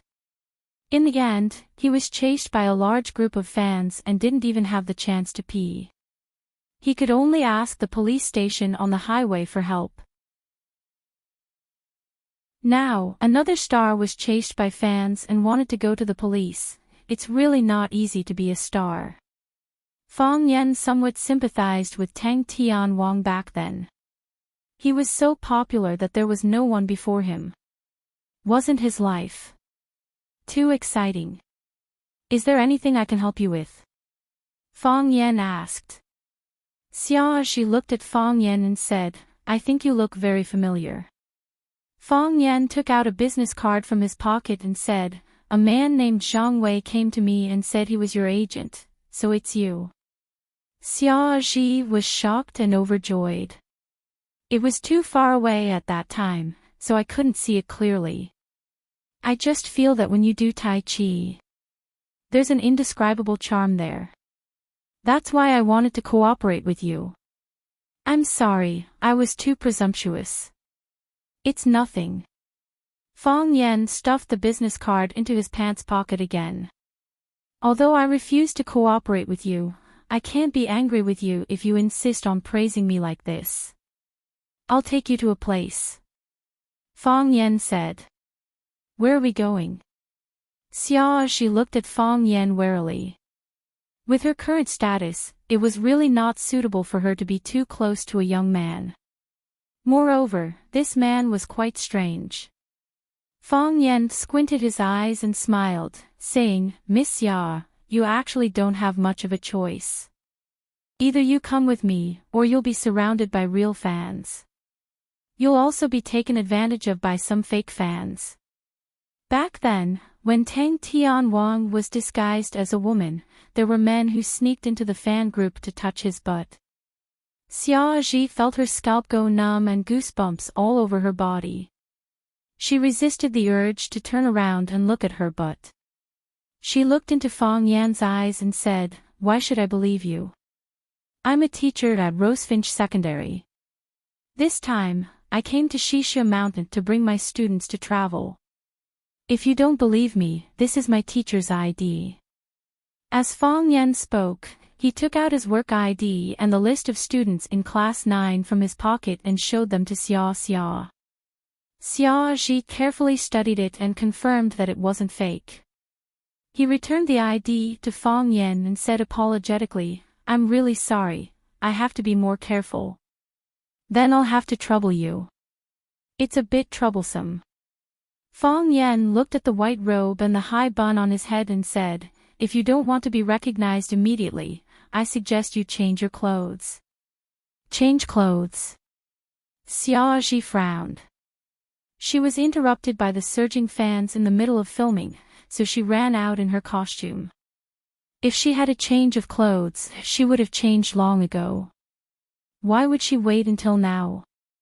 "Wait a moment," Fang Yan said. He looked around but didn't see any clothing stores nearby. Thus, his gaze shifted to Xia Ji and said, "Actually, it's not that there's no way, it's just you need to make some sacrifices." Xia Ji had indeed made a great sacrifice. If the outside world saw the noble goddess of the entertainment circle with a white veil covering her face like an Arab woman and only revealing a pair of eyes, they would probably be shocked. Fang Yan couldn't help Xia Ji by a change of clothes, so he took off the large piece of white veil on her head and wrapped it around her head. She changed the robe she was wearing into a large robe worn by Arab women. It was simple and convenient, and it wasn't easy to attract attention. Fang Yan was going to take Xia Ji back to the hotel they rented to temporarily avoid the limelight, and then call her assistant to come over and quietly pick her up. Just as they walked to the lobby of the hotel, they happened to meet Tangqing, who was accompanying Qinitian out for a walk. Tangqing stared at Fang Yan with wide eyes, a look of disbelief. Teacher Fang Yan. Did he pick up another girl? Moreover, it was a woman full of exotic charm.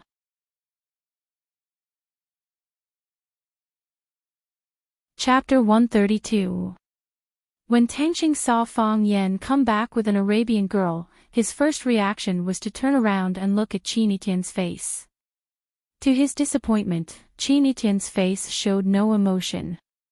It was as if he didn't see it at all. Tangqing was a little disappointed, but on second thought, he quickly returned to normal. Pretend. Keep pretending. Let's see how you can pretend. Tangqing knew Qinitian to a certain extent, and he knew that this girl was not the same as other girls. Ordinary girls liked and didn't like, and their emotions could be seen at a glance. Qinitian's aura was strong, and she spoke and did things frankly and directly. However, that was her real body, or it could be her disguise. She was like a mystery. She was deeper and more introverted. It was difficult to see her mind clearly, and it was even more difficult to pry into the secrets in her heart. If Qinitian really liked Fang Yan, how could she not be angry when she saw such a scene? The reason why she didn't show it was because she hid it in her heart, or she didn't like Fang Yan at all. The picture of Fang Yan dancing Tai Chi on the top of Zhangxia Mountain kept appearing in Tangqing's mind, as if his heart was covered with a layer of haze. How could you defeat such a man, such a rival in love? Now, the wind blew away the haze, and the sun shone. Tangqing suddenly became happy. Fang Yan nodded to Tangqing, and then walked toward the hotel elevator with Xia Xia in his arms. Tangqing looked at the backs of Fang Yan and the Arabian girl as they left, then turned to Qinitian and said, "Ha, Mr. Fang is really popular with women." Qinitian took a deep look at Tangqing and said, "Childish." Tangqing felt as if he had been stabbed in the chest. How am I childish? Did I do something wrong again? I was so quick-witted and discreetly gave teacher Fang Yan some eyesight. Could it be that you also found out? When Qinitian and Tangqing boarded the elevator, Fang Yan and the Arabian girl had already disappeared. Qinitian did not return to his room, but said to Tangqing, "Mr. Fang has a guest. Let's go and greet him." Tangqing grinned and said, "Yes, we should go and say hello." He thought to himself, "I was right, you still care about me. You're still angry."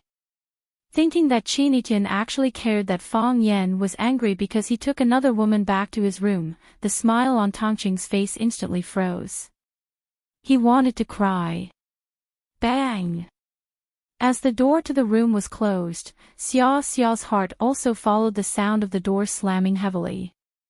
A hotel on a high mountain, a man and a woman meeting for the first time, a tightly closed oak door. To be honest, such an environment was too dangerous, such an atmosphere was too ambiguous. Xia Xia was at a loss. She had been in the entertainment industry for many years. Because of her purity and good family environment, her life had always been simple and monotonous. She liked to sing, so she simply sang. She tried to act, but it was just a simple act. Her daily life and work matters were taken care of by her assistant and agent, and the company would come forward to solve the bigger matters. She rarely went to negotiate or communicate with others in person. Some people said that she was the goddess of the entertainment industry, and God rarely appeared in the public eye. Fang Yan saw Xia Xia's awkwardness and comforted her, "Don't worry. I'm not as bad as you think." After listening to Fang Yan's comfort, Xia Xia was even more worried. However, she still pretended to be calm and said, "I believe you, a martial artist who can play that kind of big pattern and momentum must not be a bad person." "You can't say that." Fang Yen sighed. There are a lot of bastards in our circle, and their martial arts are quite good. He has both talent and looks. I just beat one away. Don't judge a book by its cover. The results could be very hurtful. Xia Ji stared at Fang Yen even more vigilantly. She didn't know if she should choose to believe this seemingly honest guy or not, judge a book by its cover and categorize him as a bastard. You still don't believe me? Fang Yen looked at Xia Chen's nervous expression and said, I have already shown my sincerity enough. If you really don't believe me, then I'll leave first. No need. Xia Ji hurriedly stopped her. Although she felt that this was a good idea, she really couldn't do such a rude thing. She was already very apologetic that the dove had occupied the bird's nest, but now she had chased the master out while staying in the room. Was this really okay? It had to be said that the summer goddess was quite gentle and kind. I'm just saying, Fang Yen said with a smile. If you agree, it proves that you don't believe me. If you don't believe me, I'm sure I won't help you anymore. We can't be good friends. Then I'll have to ask you to leave. You can take off the veil on your head. Fang Yen said. To be honest, Xia Chen really didn't want to take off the veil. Because of the cover of this white veil, she felt safer. Moreover, when she was angry or shy, she didn't have to worry about being seen. However, now that he had entered the room, wouldn't it be too disrespectful if he didn't take off the veil? Xia Ji turned around slightly and took off the white cloth on her head. Her elegant and refined face was revealed. Her cheeks were red, but her eyes didn't meet Fang Yan's gaze. She said, Teacher Fang Yan, why did you reject Zhang Wei's invitation? I sincerely want to cooperate with you. I've already explained it very clearly. If it's not a big production, I won't accept it. Fang Yan said. What's Tang Tianwang's first play? Black Man. I've read his biography. Xia said. Yeah. His first movie had a box office of over 1 billion. My first time on screen was just to be a male lead in MTV. Thinking about it made my heart feel very unbalanced. Am I worse than him? Obviously not. Oh right, I'm the male lead, right? No. Then what should I do? My new album will try to do some classical Huaxia style songs. I want to film the scene of you doing Tai Chi.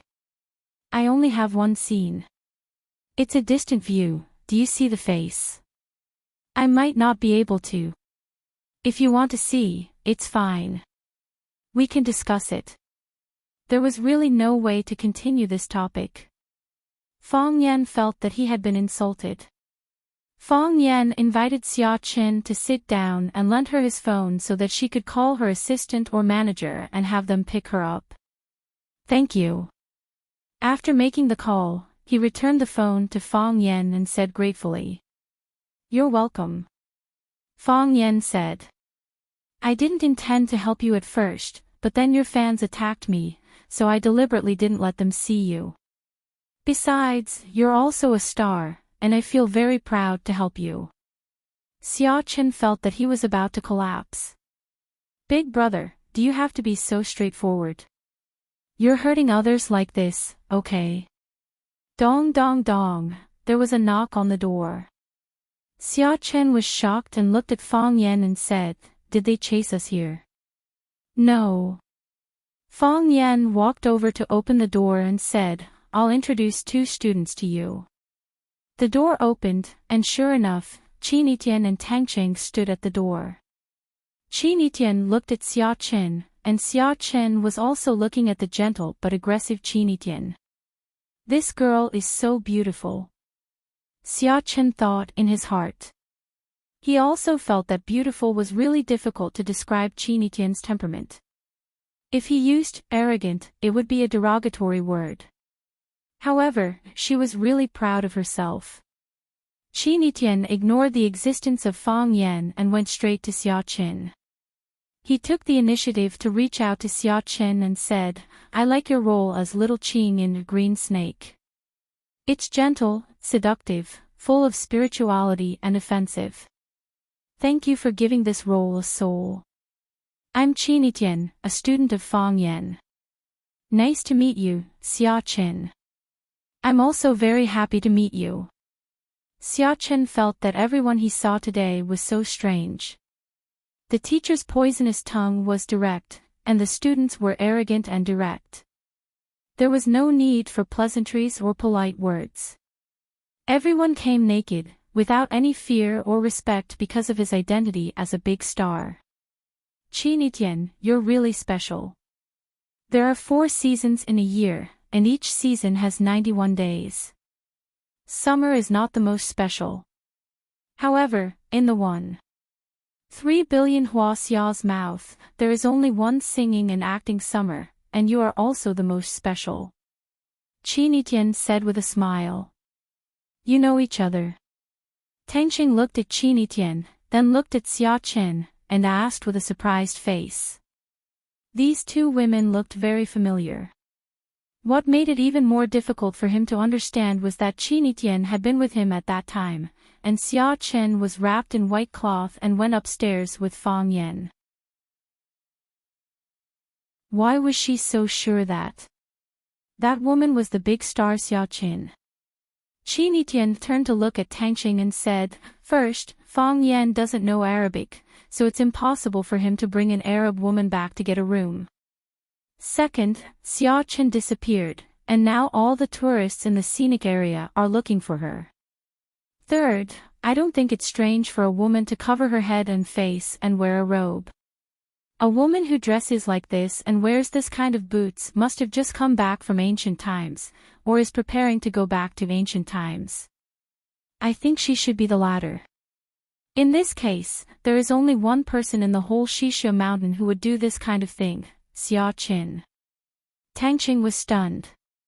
Fang Yan and Xia Qin also couldn't calm down for a long time. They thought it was foolproof, but it turned out that there were many loopholes in this girl's eyes. Whether you can conquer a woman or not, it doesn't just depend on whether you are good enough. Qin Tian looked at Tangqing and said, "You also have to be good at discovering and thinking, right?" Tangqing said with a face of self-blame. He felt that he was too careless. Why couldn't he think of what Qin Tian thought of? It also depends on your face. Qin Tian said.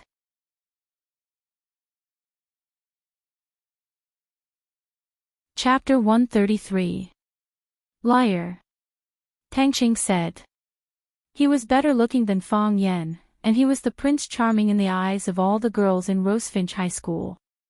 Why didn't Qin Tian like him just because of his face? I said shameless.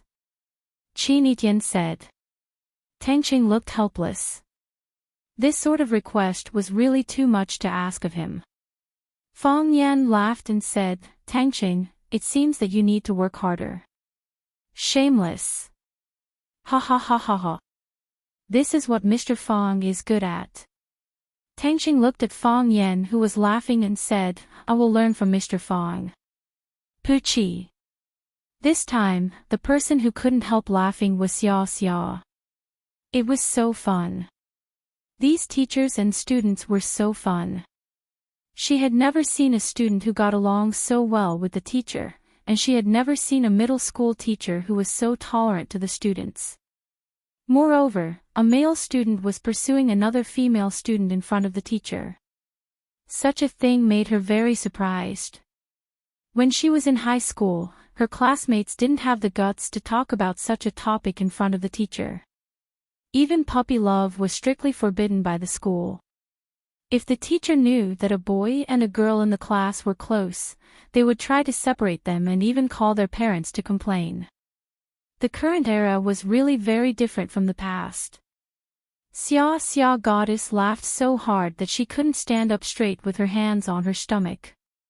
Her eyes were red, and tears were about to flow out. Finding that everyone was looking at her with a strange expression, Xia Xia tried to stop laughing and said with a red face, I'm sorry. I just think that you guys are very interesting. So I couldn't help laughing. I didn't mean to. Teacher Fang Yan is interesting, we are far from it. Tangxing said with a sour heart. This request of Qin Etian really put him in a difficult position. If she asked for other things, any of them, he could change for her and try his best to fulfill them. However, if he were to be shameless, it would really make one anxious. You think you can be shameless just because you don't want to? Shameless and still making people think that she was cute. This required talent, okay? Ovo Fang Yan was very angry. Student Tangxing, have you ever touched your own conscience when you slander me like this? Who was the one who risked his life to save you when you were ambushed by Chibahamu? Even if you're an ungrateful person, there should be a time limit, right? How long has it been since I saved you? Look. Tangxing pointed at Fang Yan and said to Xia Xia, Mr. Fang is really interesting. It's true that you saved me, but is that considered risking your life? You suddenly erupted into a Super Saiyan and beat the little monster to the point that it couldn't fight back, but I didn't see you facing any life-threatening danger. Besides, he was worried that the Wu Ren investigation team would take revenge on him, and he was also worried that he would be punished by the school leaders. So, he ran to the ward and threatened to pretend to be in a vegetative state. Was that really a good thing to do? Xia Chen suddenly envied this kind of teacher-student relationship. He looked at Fang Yan and said, your students must like you a lot, right? There's no reason for them not to like me. Fang Yan said. It's not that I'm bragging to you, but it's not easy to find a teacher like me. They all understand this. I'm really confused. You're so good at Tai Chi, why did you become a teacher? Tai Chi teacher? Xia asked. With Fang Yan's students by her side, Xia Chen wasn't as nervous and restrained as before. Moreover, she felt that Fang Yan was a very interesting person and wanted to know more about him. Only by knowing what kind of person he was would it be convenient for them to cooperate in the future. I'm a language teacher. Fang Yan said with a smile. I know more than just Tai Chi, Mr. Fang also knows how to fence. Tangxing said. Fang Yan was furious and said, Tangxing, why are you cursing again? Mr. Fang, I'm talking about the sword of the treasured sword, not the cheap of the slut. Of course I know that's what you're talking about. Fang Yan said. I'm just joking with you. With a smile on his face, Xia Xia looked at Fang Yan and asked, Mr. Fang, do we really not have a chance to cooperate? I want to make a Hua Xia style song, and I want to fuse more Hua Xia elements into it. I feel that Tai Chi is indispensable. As for you, I was very moved when I saw the great momentum of Tai Chi at the peak of the Xingshe mountain. I think we can try to cooperate. I'll think about it. Fang Yan said. Seeing that Fang Yan was still unwilling to agree to her invitation, Xia Xia no longer forced herself to change the topic. She chatted with Fang Yan Tangxing about the interesting things that happened in school when she was studying. Qin Etian sat on a chair, sipping tea as she listened. She rarely spoke. Compared to the summer, she was more like a big star. Dong, dong, dong, there was a knock on the door. Fang Yan saw two men and a woman standing at the door with worried faces from the peephole. He turned around and said, Zhang Wei is here. As he spoke, he also opened the door. Feng Yuanqing was the first to rush in. Seeing Xia Xia, who was sitting on the chair, safe and sound, he asked anxiously, Xia, are you all right? Feng Yuanqing's face was covered in sweat, and his clothes were tattered by the thorns on the tree branches. From the looks of it, he did run a lot, and he was very worried and concerned about Xia Xia. I'm fine. Xia Xia said with a smile. It's all thanks to teacher Fong Yan's help. Otherwise, I would be in a terrible situation right now. Those people were chasing too closely. It wasn't easy to get rid of them. When I ran back to look for you, I couldn't find you anymore. It's good that you're fine. Feng Yuanqing looked at Fong Yan warily and said, "Let's go. We can't stay here for long. We have to hurry down the mountain. If those fanatical fans find out about this place, we won't be able to leave even if we want to." Xia Xia stood up and thanked Fong Yan once again, saying, "Mr. Fong, thank you very much. If it's convenient, can you leave a business card for us to contact?" "I don't have a business card." Fong Yan smiled and shook his head. "Then it's fine to write down a phone number." Xia Zhi insisted. Feng Yuanqing saw that Xia Xia was too enthusiastic about the young man in front of him and said with great dissatisfaction, "Xia, let's go first. Let Assistant Zhang contact him." Xia Xia's expression changed slightly, but he forced himself not to say anything. Fong Yan was very unhappy. He looked at Feng Yuanqing and said, "Do you like Miss Xia a lot?" "What did you say?" Feng Yuanqing said with an unfriendly expression. "If you like it, then you like it. If you don't like it, then you don't like it. You don't even have the courage to admit your feelings. What does my business have to do with you?" Feng Yuanqing said with a sneer. "Why should I tell you?" Feng Yuanqing was not stupid. If he confessed his feelings for Xia Xia on the spot, if the media found out about this, it would definitely cause a raging storm. It would be fine if Xia Xia accepted his pursuit, but if he didn't, it would be a huge loss of face. Of course it does. If you want to pursue Miss Xia, you have to at least be more open-minded and calm. Based on my many years of experience with women, Miss Xia is a gentle and kind woman. This kind of woman hates petty men the most. If you don't want to lose the chance to compete for Miss Xia, then quickly apologize to me and ask me to forgive you. If you do, don't worry, I won't deliberately make things difficult for you.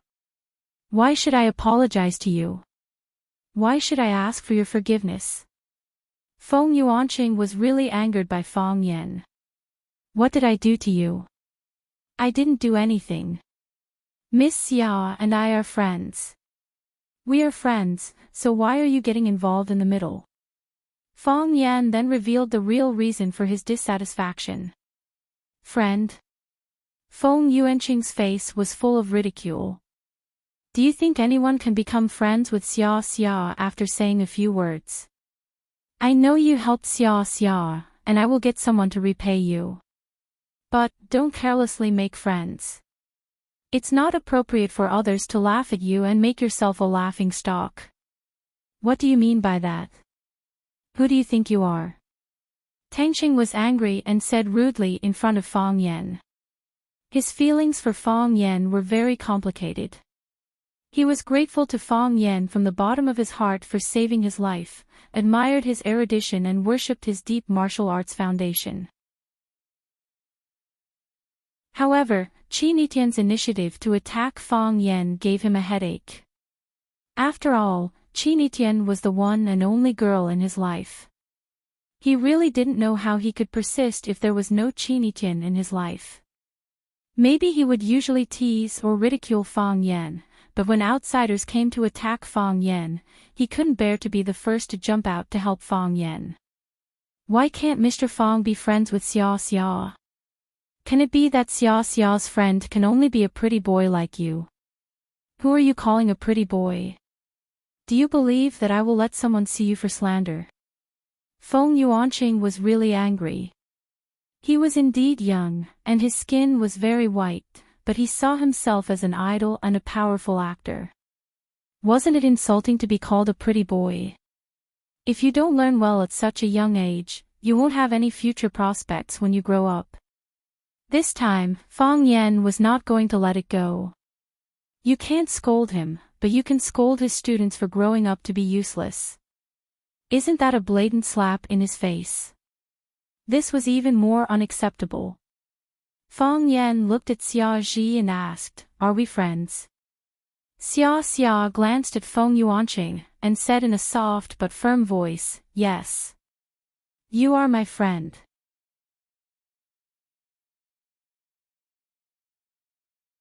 Chapter 134. You're also my friend. Feng Yan said solemnly. The reason he asked Xia Qin if he was his friend was to know what to do next. If Xia despised her identity as a teacher, or if she felt that Feng Yuanqing was more important to her, in order to take care of Feng Yuanqing's face, she would give a negative answer. Then, from now on, the two of them would no longer have any interactions. Moreover, he would no longer take into account Xia Chen's wishes and attitude when dealing with this matter. So what if you're a big star? It's not like you'll give me $1 million or a sincere smile.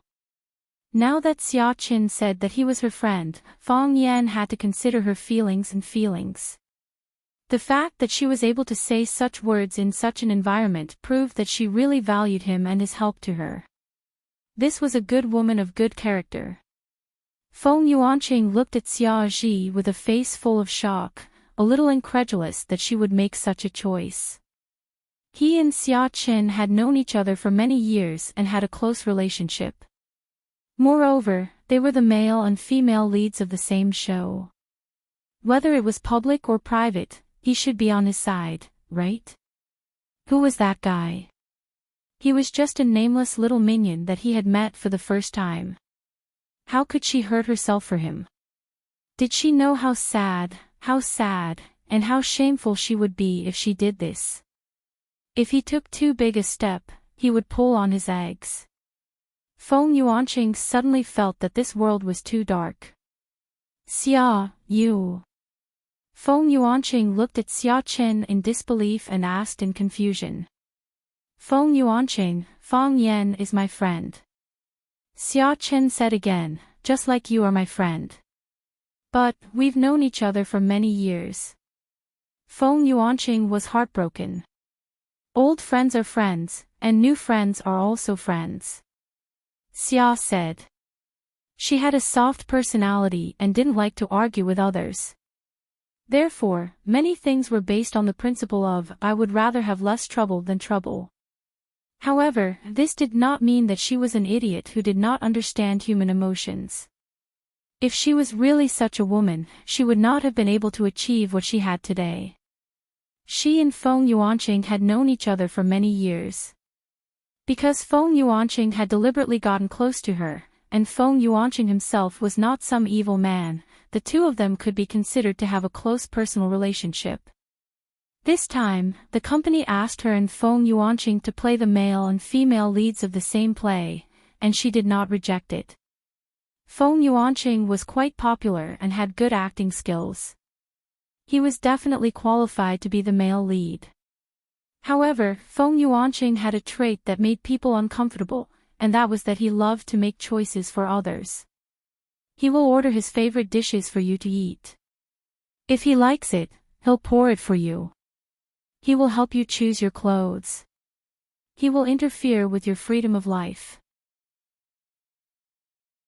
For example, just now, when Xia was asking for Feng Yan's phone number, Feng Yuanqing put his arm around her shoulder and wanted to take her away. Xia Chen was really grateful to Feng Yan. If it wasn't for Feng Yan's selfless help, she might have encountered a lot of trouble today. If there were people with malicious intentions inside, she might encounter many unimaginable things. Through the short period of contact, although Feng Yan's mouth was a little poisonous and his words and actions were a little too direct, he was still a good person. Moreover, he was really good at Tai Chi. She really wanted to invite Feng Yan to join the production of her new album. She respected Feng Yuanqing and treated her as a friend. However, a friend did not mean that he could make all the decisions for her. Xia, don't misunderstand. I'm just afraid that you'll be tricked. Feng Yuanqing quickly explained. He really couldn't understand. Could a new friend compare to an old friend? Besides, why could he become a friend of Xiaoqin? Just because he was lucky enough to help Xiaoqin today. The people who wanted to help Xia Tian could line up from the top of the mountain to the downtown area of watching. Could it be that everyone could become friends with Xia Tian? Tangqing was furious and said, "Who are you calling a liar? I'll say who's guilty." Feng Yuanqing also felt that it was meaningless to compete with a little brat. However, he didn't bring any staff or assistants with him, so there was no one to speak for him. If he didn't retaliate, then he would only be able to suffer in silence. Xia glanced at Feng Yuanqing and said, "This is my business. I believe I will handle it well." Feng Yuanqing smiled awkwardly and said, "I believe in you too. I'll wait for you at the door. Don't delay too long. I'm worried that they'll discover your whereabouts and chase after us. If that happens, it'll be troublesome for us to leave." Feng Yuanqing turned around and was about to leave when he heard someone shout from behind, "Wait a minute." Feng Yuanqing turned to look at Fang Yan and said with a frown, "What do you want? Did you see me playing Tai Chi in the Line Gorge?" Fang Yan asked. Feng Yuanqing carefully sized up Fang Yan and said in surprise, "Is that you?" Of course, he knew that someone was playing Tai Chi in the direction of the Line Gorge.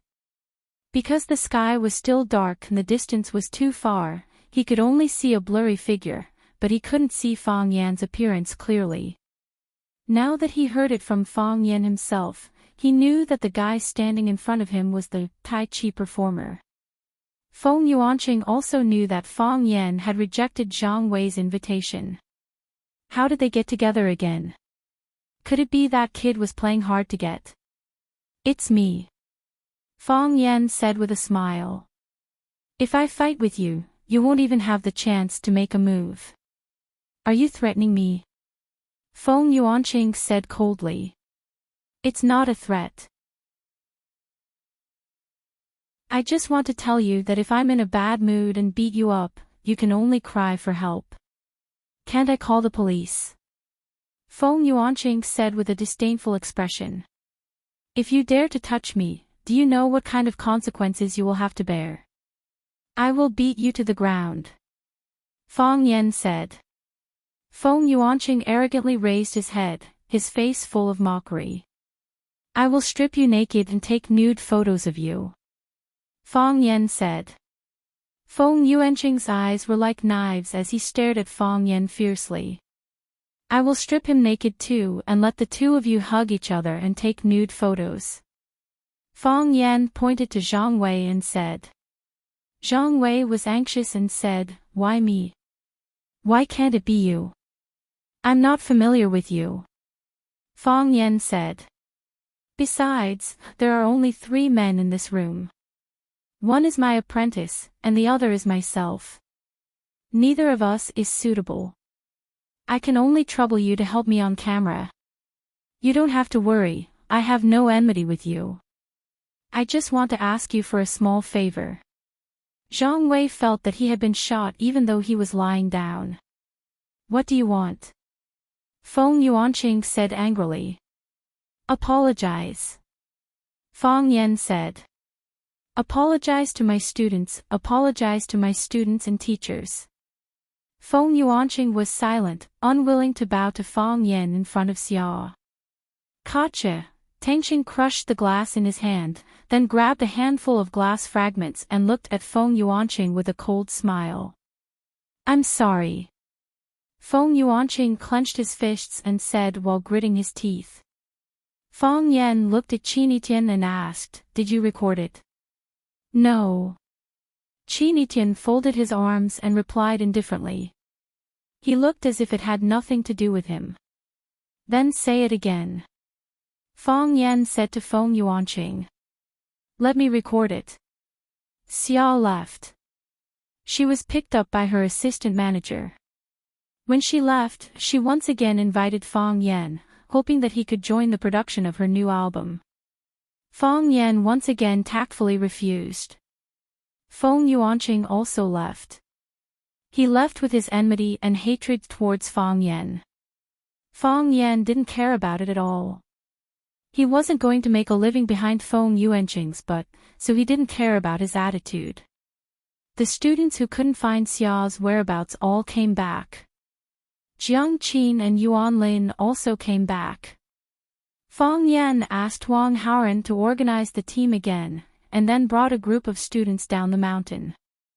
At the foot of the mountain, they took a tourist bus back to the city. Jiang Qin's home was in the western part of the city. When the tourist bus passed by the western part of the city, Jiang Qin and Yuan Lin had to get off early. Jiang Qin sat next to Fong Yan and reluctantly looked at Fong Yan and said, "Mr. Fong, you promised me.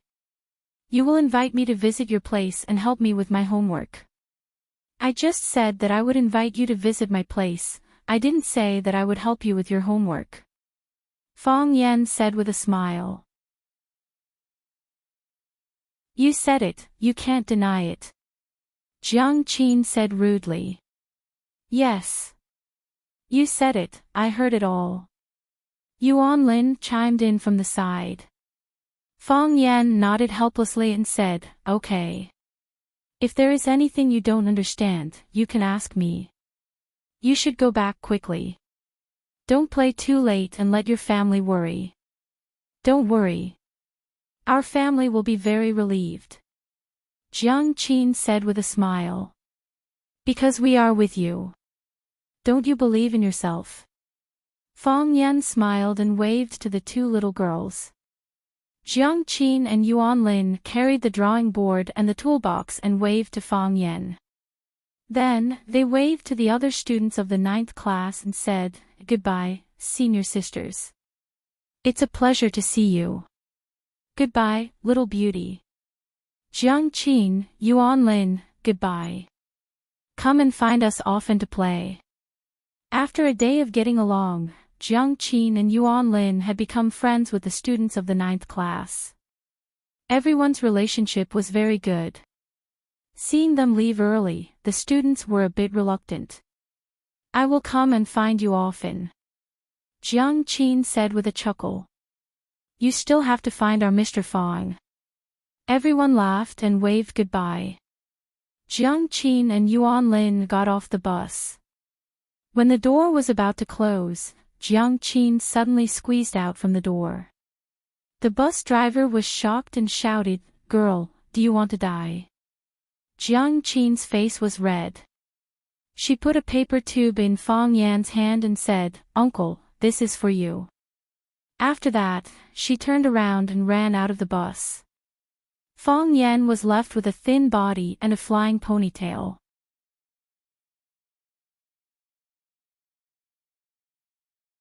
Chapter 135. Because it was a school-chartered bus, the tour bus drove directly to the campus of Rosefinch Secondary before stopping. The students carried their luggage and got off the bus one after another. Everyone who left would warmly greet Fong Yan and say, "See you tomorrow." Through this trip to Zhangxia Mountain, the relationship between Fong Yan and the students of the 9th class had taken a step closer. His prestige in the eyes of the students was rising day by day. Jing Guodong carried his bag and got off the bus. He glanced at Fong Yan and left with a complicated expression. Li Yang and Chen Tao walked to Fong Yan. Li Yang said, "Mr. Fong." "Thank you." Fong Yan patted Li Yang's shoulder and said, "I'm your teacher. I just did what I should do. You're students. You should also do what you should do." Chen Tao's arm was still a bit stiff, so Li Yang helped him carry his bag. He stood in front of Fong Yan and said guiltily, "Mr. Fong, we've done a lot of things to let you down in the past. I thought a lot last night, Jing Guodong suddenly turned around and glared fiercely at Li Yang and Chen Tao. He shouted, "You too. How long are you going to dawdle?" Chen Tao wanted to say something but hesitated. In the end, he just lowered his head and sighed as he walked toward Jing Guodong. Li Yang smiled apologetically at Fong Yan and hurriedly carried a few bags and ran forward. Qin Tian stood in front of Fang Yan and glanced at the backs of Jingguodong, Li Yang, and Chen Tao who were walking away. He said in a flat tone, "It seems that the effect of buying people's hearts is not bad. Someone is ready to surrender." Fang Yan looked at Qin Tian in surprise and said, "What do you know?" "I know I should know." Qin Tian waved at Fang Yan and casually walked out of the school with his hands in the pockets of his hoodie. Tangxing waved his hand at Fang Yan and quickly caught up with Qin Tian in front of him, saying, "Qin Tian, let me take you home." "No need. I can protect you." "I don't need protection. I can talk to you." "I don't like talking." "It's your right to refuse, but it's my right to accompany and protect you." Tangxing insisted that he would send Qin Tian home even if he had to die. "You can't stop me from exercising my rights." Qin Tian stopped. He looked at Tangxing and said, "You have indeed become very shameless." Tangxing blushed and said embarrassedly, I'm learning from Mr. Fang." Fang Yan doesn't blush when he says this. Qin Tian looked at Fang Yan from a distance and said, "I'll continue to learn." Tangxing looked like he was drunk, and his face was even redder. His bashful look was really a very cute boy. "You are not him, and don't learn from him," Qin Tian advised. She turned around and walked away, saying, "If you want to accompany me, follow me." "Really?" Tangxing was overjoyed. He followed Qin Tian happily and said, "How do you usually go home? Do we take the bus or take a taxi? The bus is too crowded, and the weather is so hot. I'm afraid you won't be used to it. Let's take a taxi. It's more spacious and air-conditioned." "Of course, if you like the bus, it doesn't matter. I can accompany you." Before he could finish his sentence, Tangxing saw a majestic and unusually dazzling Rolls-Royce parked in front of the school gate. Seeing Qin Tian coming, the door of the passenger seat was pushed open. An old man in a black robe with a straight back took the initiative to open the door of the back seat and made a very respectful invitation gesture to Qin Tian. Qin Tian got into the back seat, and the door was closed with a bang. The old man in the black robe smiled at Tangxing, then turned around and got into the driver's seat. The Rolls-Royce started and drove toward the bustling Mingguang Street. Tangxing ran a few steps after the car and stopped helplessly. No matter how good his martial arts skills were, it was impossible for him to run faster than a four-wheeled luxury car. The autumn leaves were falling, and the cool wind was bleak, blowing Tangxing's hair and clothes. Standing alone in the middle of the road, Tangxing's eyes were sad, and he looked like a poor child who was forgotten by the world. Agreed. Tangxing felt that his heart was tightly clenched by something, and it was faintly painful. Agreed to let me take you home. Pa. Jingguodong's body lay heavily on the expensive leather sofa in the living room of the villa, and he shouted, "Give me a glass of orange juice." The servant knew the habits of the young master, so she quickly ran to take the juice from the icebox and carefully sent it to Jingguodong. Jingguodong took the juice and took a sip. Then he called the two brothers who came back with him and stood in the living room, and said, "Are you too stupid? Take whatever you want to eat and drink." "What? Are you being polite to me?" Li Yang and Chen Tao looked at each other and quickly ran to the icebox to get Coke. Li Yang looked at Jingguodong and said, "Young master, you must be tired after walking for so long. How about Chen Tao and I go back first and you rest?" Chen Tao also echoed and said, "Yes, Jing, that thing. Although it's over, Jing still needs to take care of his body. It's better to go to your family's private hospital to have a physical examination. Don't let anything go wrong. Are you two done yet?" Jingguodong squinted at Li Yang and Chen Tao, and said with a thoughtful expression, "I couldn't drive you two away before. Why are you in such a hurry to go back today?" Li Yang chuckled and said, "Young master, I'm afraid I'll disturb your rest." Yes, Zheng. You're tired, we're tired too. Zheng Guodong threw the half-finished fruit cup on the tea table in front of him and said, tired? What's there to be tired about? Fong Yan, that pervert. There was a cable car, but he didn't let us take it. He made us walk up and down the mountain. He's sick in the head. He must have been so poor when he was young that he couldn't bear to take out a few dozen yuan. If I had known he was so poor, I would have bought him a ticket. After a pause, he continued to scold, of all places to travel. Why did we have to go to Shisha Mountain? If we didn't go to that damn place, would we have encountered such a thing? We almost lost our little life. Fong Yan is really our bane. Li Yang and Qin Tao lowered their heads and drank coke, pretending not to hear Zheng Guodong's insults and attacks on Fong Yan. I'm bored to death. Zheng Guodong scolded a few times and felt bored. He said to his two friends, Li Yang and Qin Tao, let's go. Play a few games with me. Zheng Guodong turned on the TV, took out the game controller and threw it to Li Yang and Qin Tao, saying, 100 yuan per game. Sheng. Li Yang held the controller and wanted to refuse. Cut the crap. Start. Zheng Guodong said impatiently. Li Yang and Qin Tao had no choice but to sit on either side of Zheng Guodong. Just like before, they clustered Zheng Guodong in the middle and began to play the game. Zheng Guodong used the game controller to control the characters in the game and was invincible. Li Yang and Qin Tao were completely out of it. From time to time, they could hear their screams of death. Zheng Guodong was finally angry. He smashed the game controller on the ground and scolded, Are you too sick in the head? Don't you know how to play the game? Do I need you to go easy on me? Li Yang smiled and said, Master, we are not in a good state, not in a good state. I think it's not that you are not in a good state, but that you are disloyal. Zheng Guodong stared at Li Yang with a ferocious expression and roared. What? Fong Yan saved you once, and now he's bribed you. Now you think that I, Zheng Guodong, am a scumbag and don't want to play with me. Li Yang, Qin Tao, don't forget that everything I do has a part in it.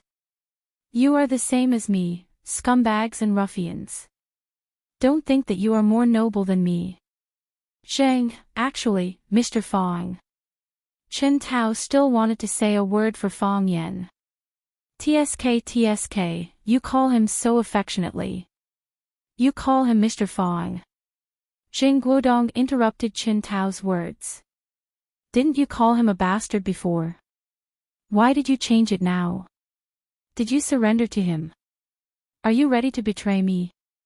Master, we didn't mean that. Li Yang's forehead was covered with sweat. He explained, Qin Tao and I just thought that we and Mr. Fong Yan, actually don't have any deep hatred, right? And this time, he really saved us from that place. We still have to acknowledge this kindness, right? Let's put the past behind us. From now on, we will call him teacher. In fact, if we think about it carefully, he is a good person. Why do we have to go against him? What do you think, Master? Zheng Guodong sized up Li Yang and Qin Tao. He sneered. Interesting. It's really interesting. I always thought that you two were on my side. I thought that the three of us were brothers. I didn't expect it, I really didn't expect it. Now my brother is going to betray me and stand on my enemy's side. Zheng Guodong's voice became vicious as he said, Li Yang, Qin Tao, since you don't treat me as a brother now, I'll tell you the truth. If you want your father to keep his current position, and if you don't want to get yourself into trouble, you'd better shut your mouths. Never say a bad word about me. If I find out, not only will you be out of luck, but I won't let your families go. Do you remember it clearly? Li Yang and Qin Tao's faces were pale. They didn't know how to deal with Zheng Guodong's threat. Zheng Guodong waved his hand and said, "Get out of here. From today onwards, we're no longer brothers." Li Yang and Chen Tao looked at each other. They picked up the packages on the ground and left resolutely. Zheng Guodong sat on the carpet and looked at the fleeing figures of the two people through the floor-to-ceiling window. A cruel smile appeared on the corner of his mouth.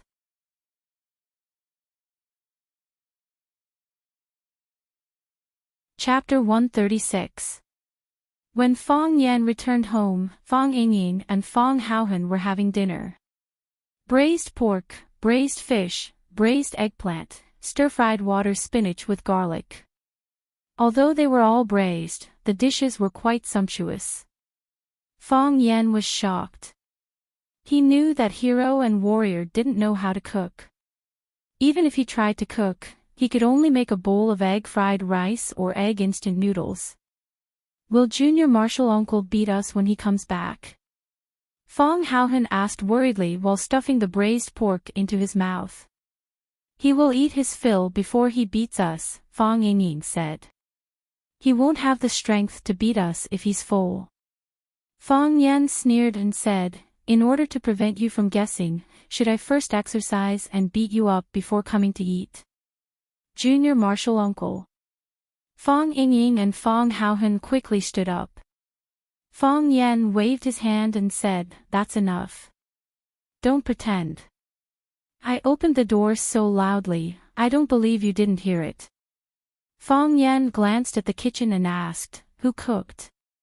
"Master, it's me." Zhang Chen, with an apron around his neck, stood shyly at the door of the kitchen, like a young wife who had just married into the family. "It turns out to be Coach Zhang," Fang Yan said with a smile. He walked over and shook hands with Zhang Chen, saying, "Coach Zhang has worked hard. These two lazy guys from Hero and Warrior are too outrageous. They even invited Coach Zhang to be their chef. It's really a waste of talent." Zhang Chen smiled bitterly. Fang Yan called him Coach Zhang instead of Zhang Chen, which meant that he was driving him out. He was still unwilling to accept her as his disciple. Zhang Chen really wanted to roar, "Why do you respect me so much?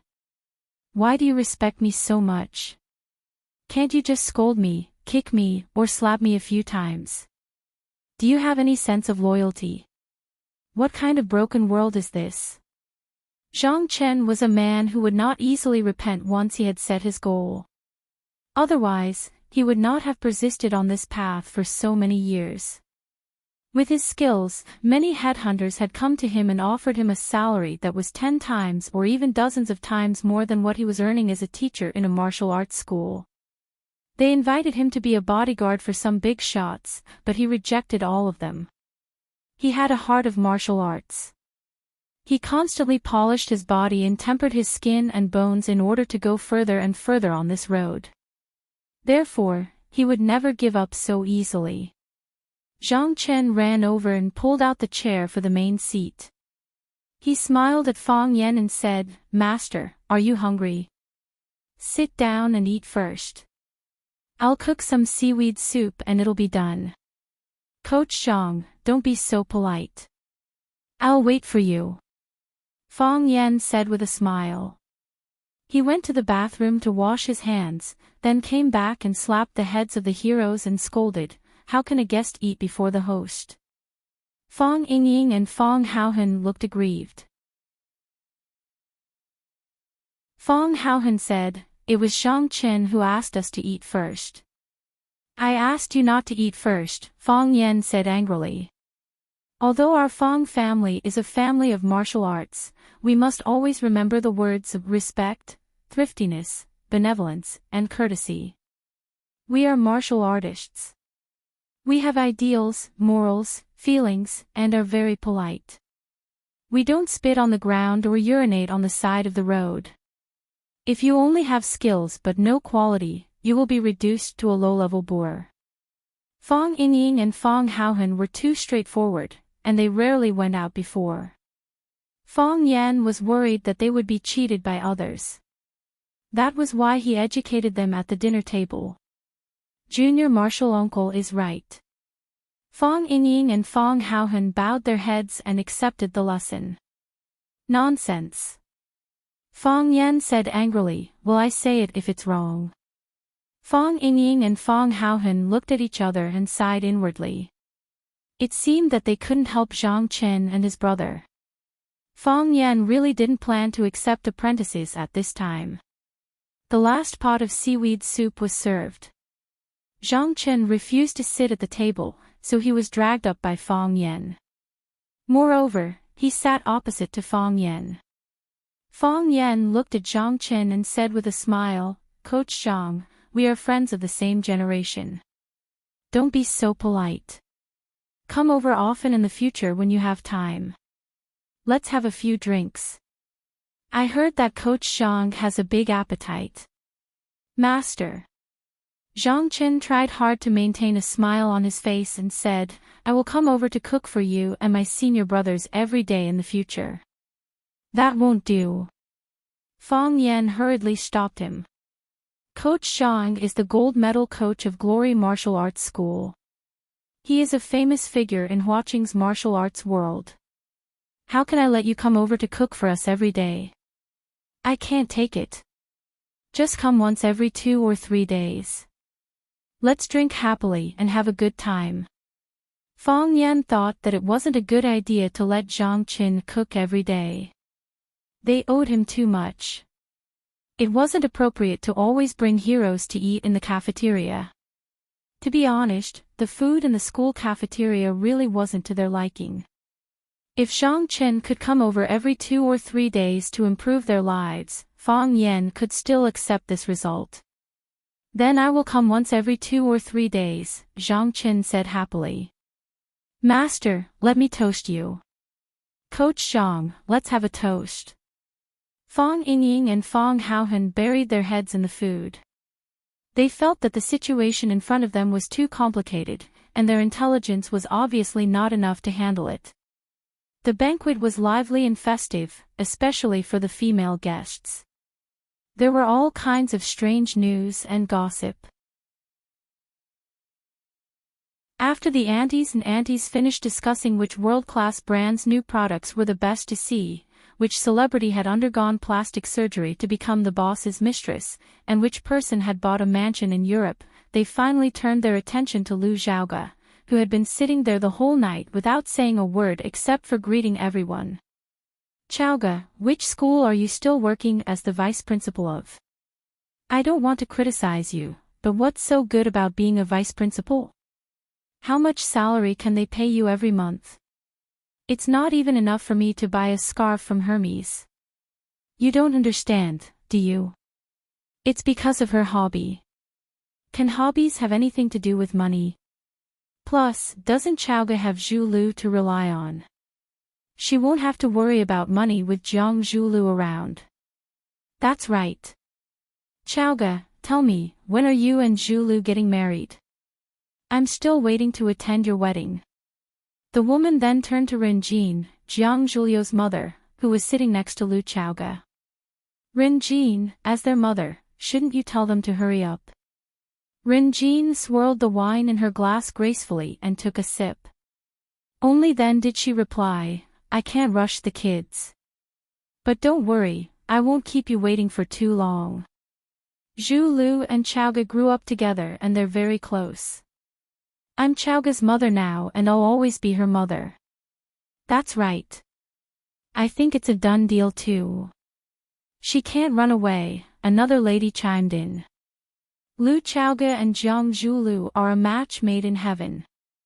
This is something that everyone in our Flower City knows. Xiaoge, don't say I didn't warn you. You have to hold on to a man like Jiang Zhulu. There are so many pretty girls out there, and they're all shameless.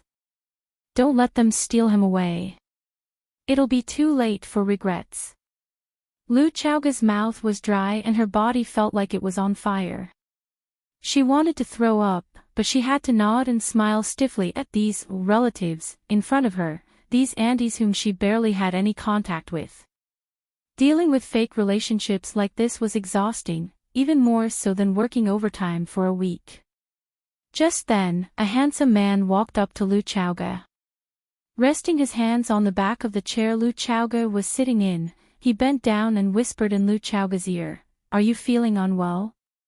"A little," Lu Chaoga whispered. Jiang Zhulu, the male protagonist these Andes and aunties were talking about, appeared. "Give me 30 seconds, Jiang Zhulu said with a smile. Looking up at the ladies, he smiled as gently as a spring breeze and said, "Ladies, I know you're all in the mood, but I have to interrupt. Chaoga's stomach felt a little unwell when she left home today, and I'd like to take her back to rest. How can we say no to that? Zhulu is such a considerate man. Chaoga is so happy, go ahead." Time is precious for young people, unlike old people like us. Although Lu Chaoga didn't like Jiang Zhulio's public display of affection, she couldn't wait to get out of this place and breathe some fresh air. "I'm sorry. I'm going back." Lu Chaoga got up and apologized to everyone. As the black Bentley sped along the road, Jiang Zhulu looked at Lu Chaoga, who was sitting in the passenger seat, and said with a smile, "Chaoga, it's still early. Do you want to have a drink somewhere?" Lu Chaoga refused. "I'm tired. I want to rest." "Fine. I'll drive you back," Jiang Zhulu said with a smile. He wasn't upset at Lu Chaoga's refusal. Lu Chaoga nodded and looked out the window at the night view of Huaqing. Nights in Huaqing were charming, but she was rarely in the mood to enjoy them. Just then, a familiar building appeared in front of her.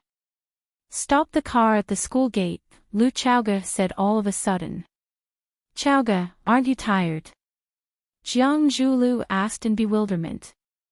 "I suddenly feel like taking a walk at school," Lu Chaoga said. Screech, the luxury car stopped at the gate of Rosefinch Secondary and Lu Chaoga unbuckled her seatbelt to get out. "Chaoga." Jiang Zhulu hesitated. "Do you want me to go for a walk with you?" Lu Chaoga stopped and thought for a moment, then said, "Next time." The muscles on Jiang Zhulio's face twitched and he said with a smile, "Next time then." He knew that when a woman said next time, she meant it. You're tuning into the LoveLore Library YouTube channel. We're so grateful for your support and don't forget to subscribe to join us on this incredible journey through captivating stories. Your generosity through donations truly makes a world of difference, as it's the primary source of revenue that allows me to expand and enhance this channel for you. Thank you from the bottom of my heart for being a part of this adventure.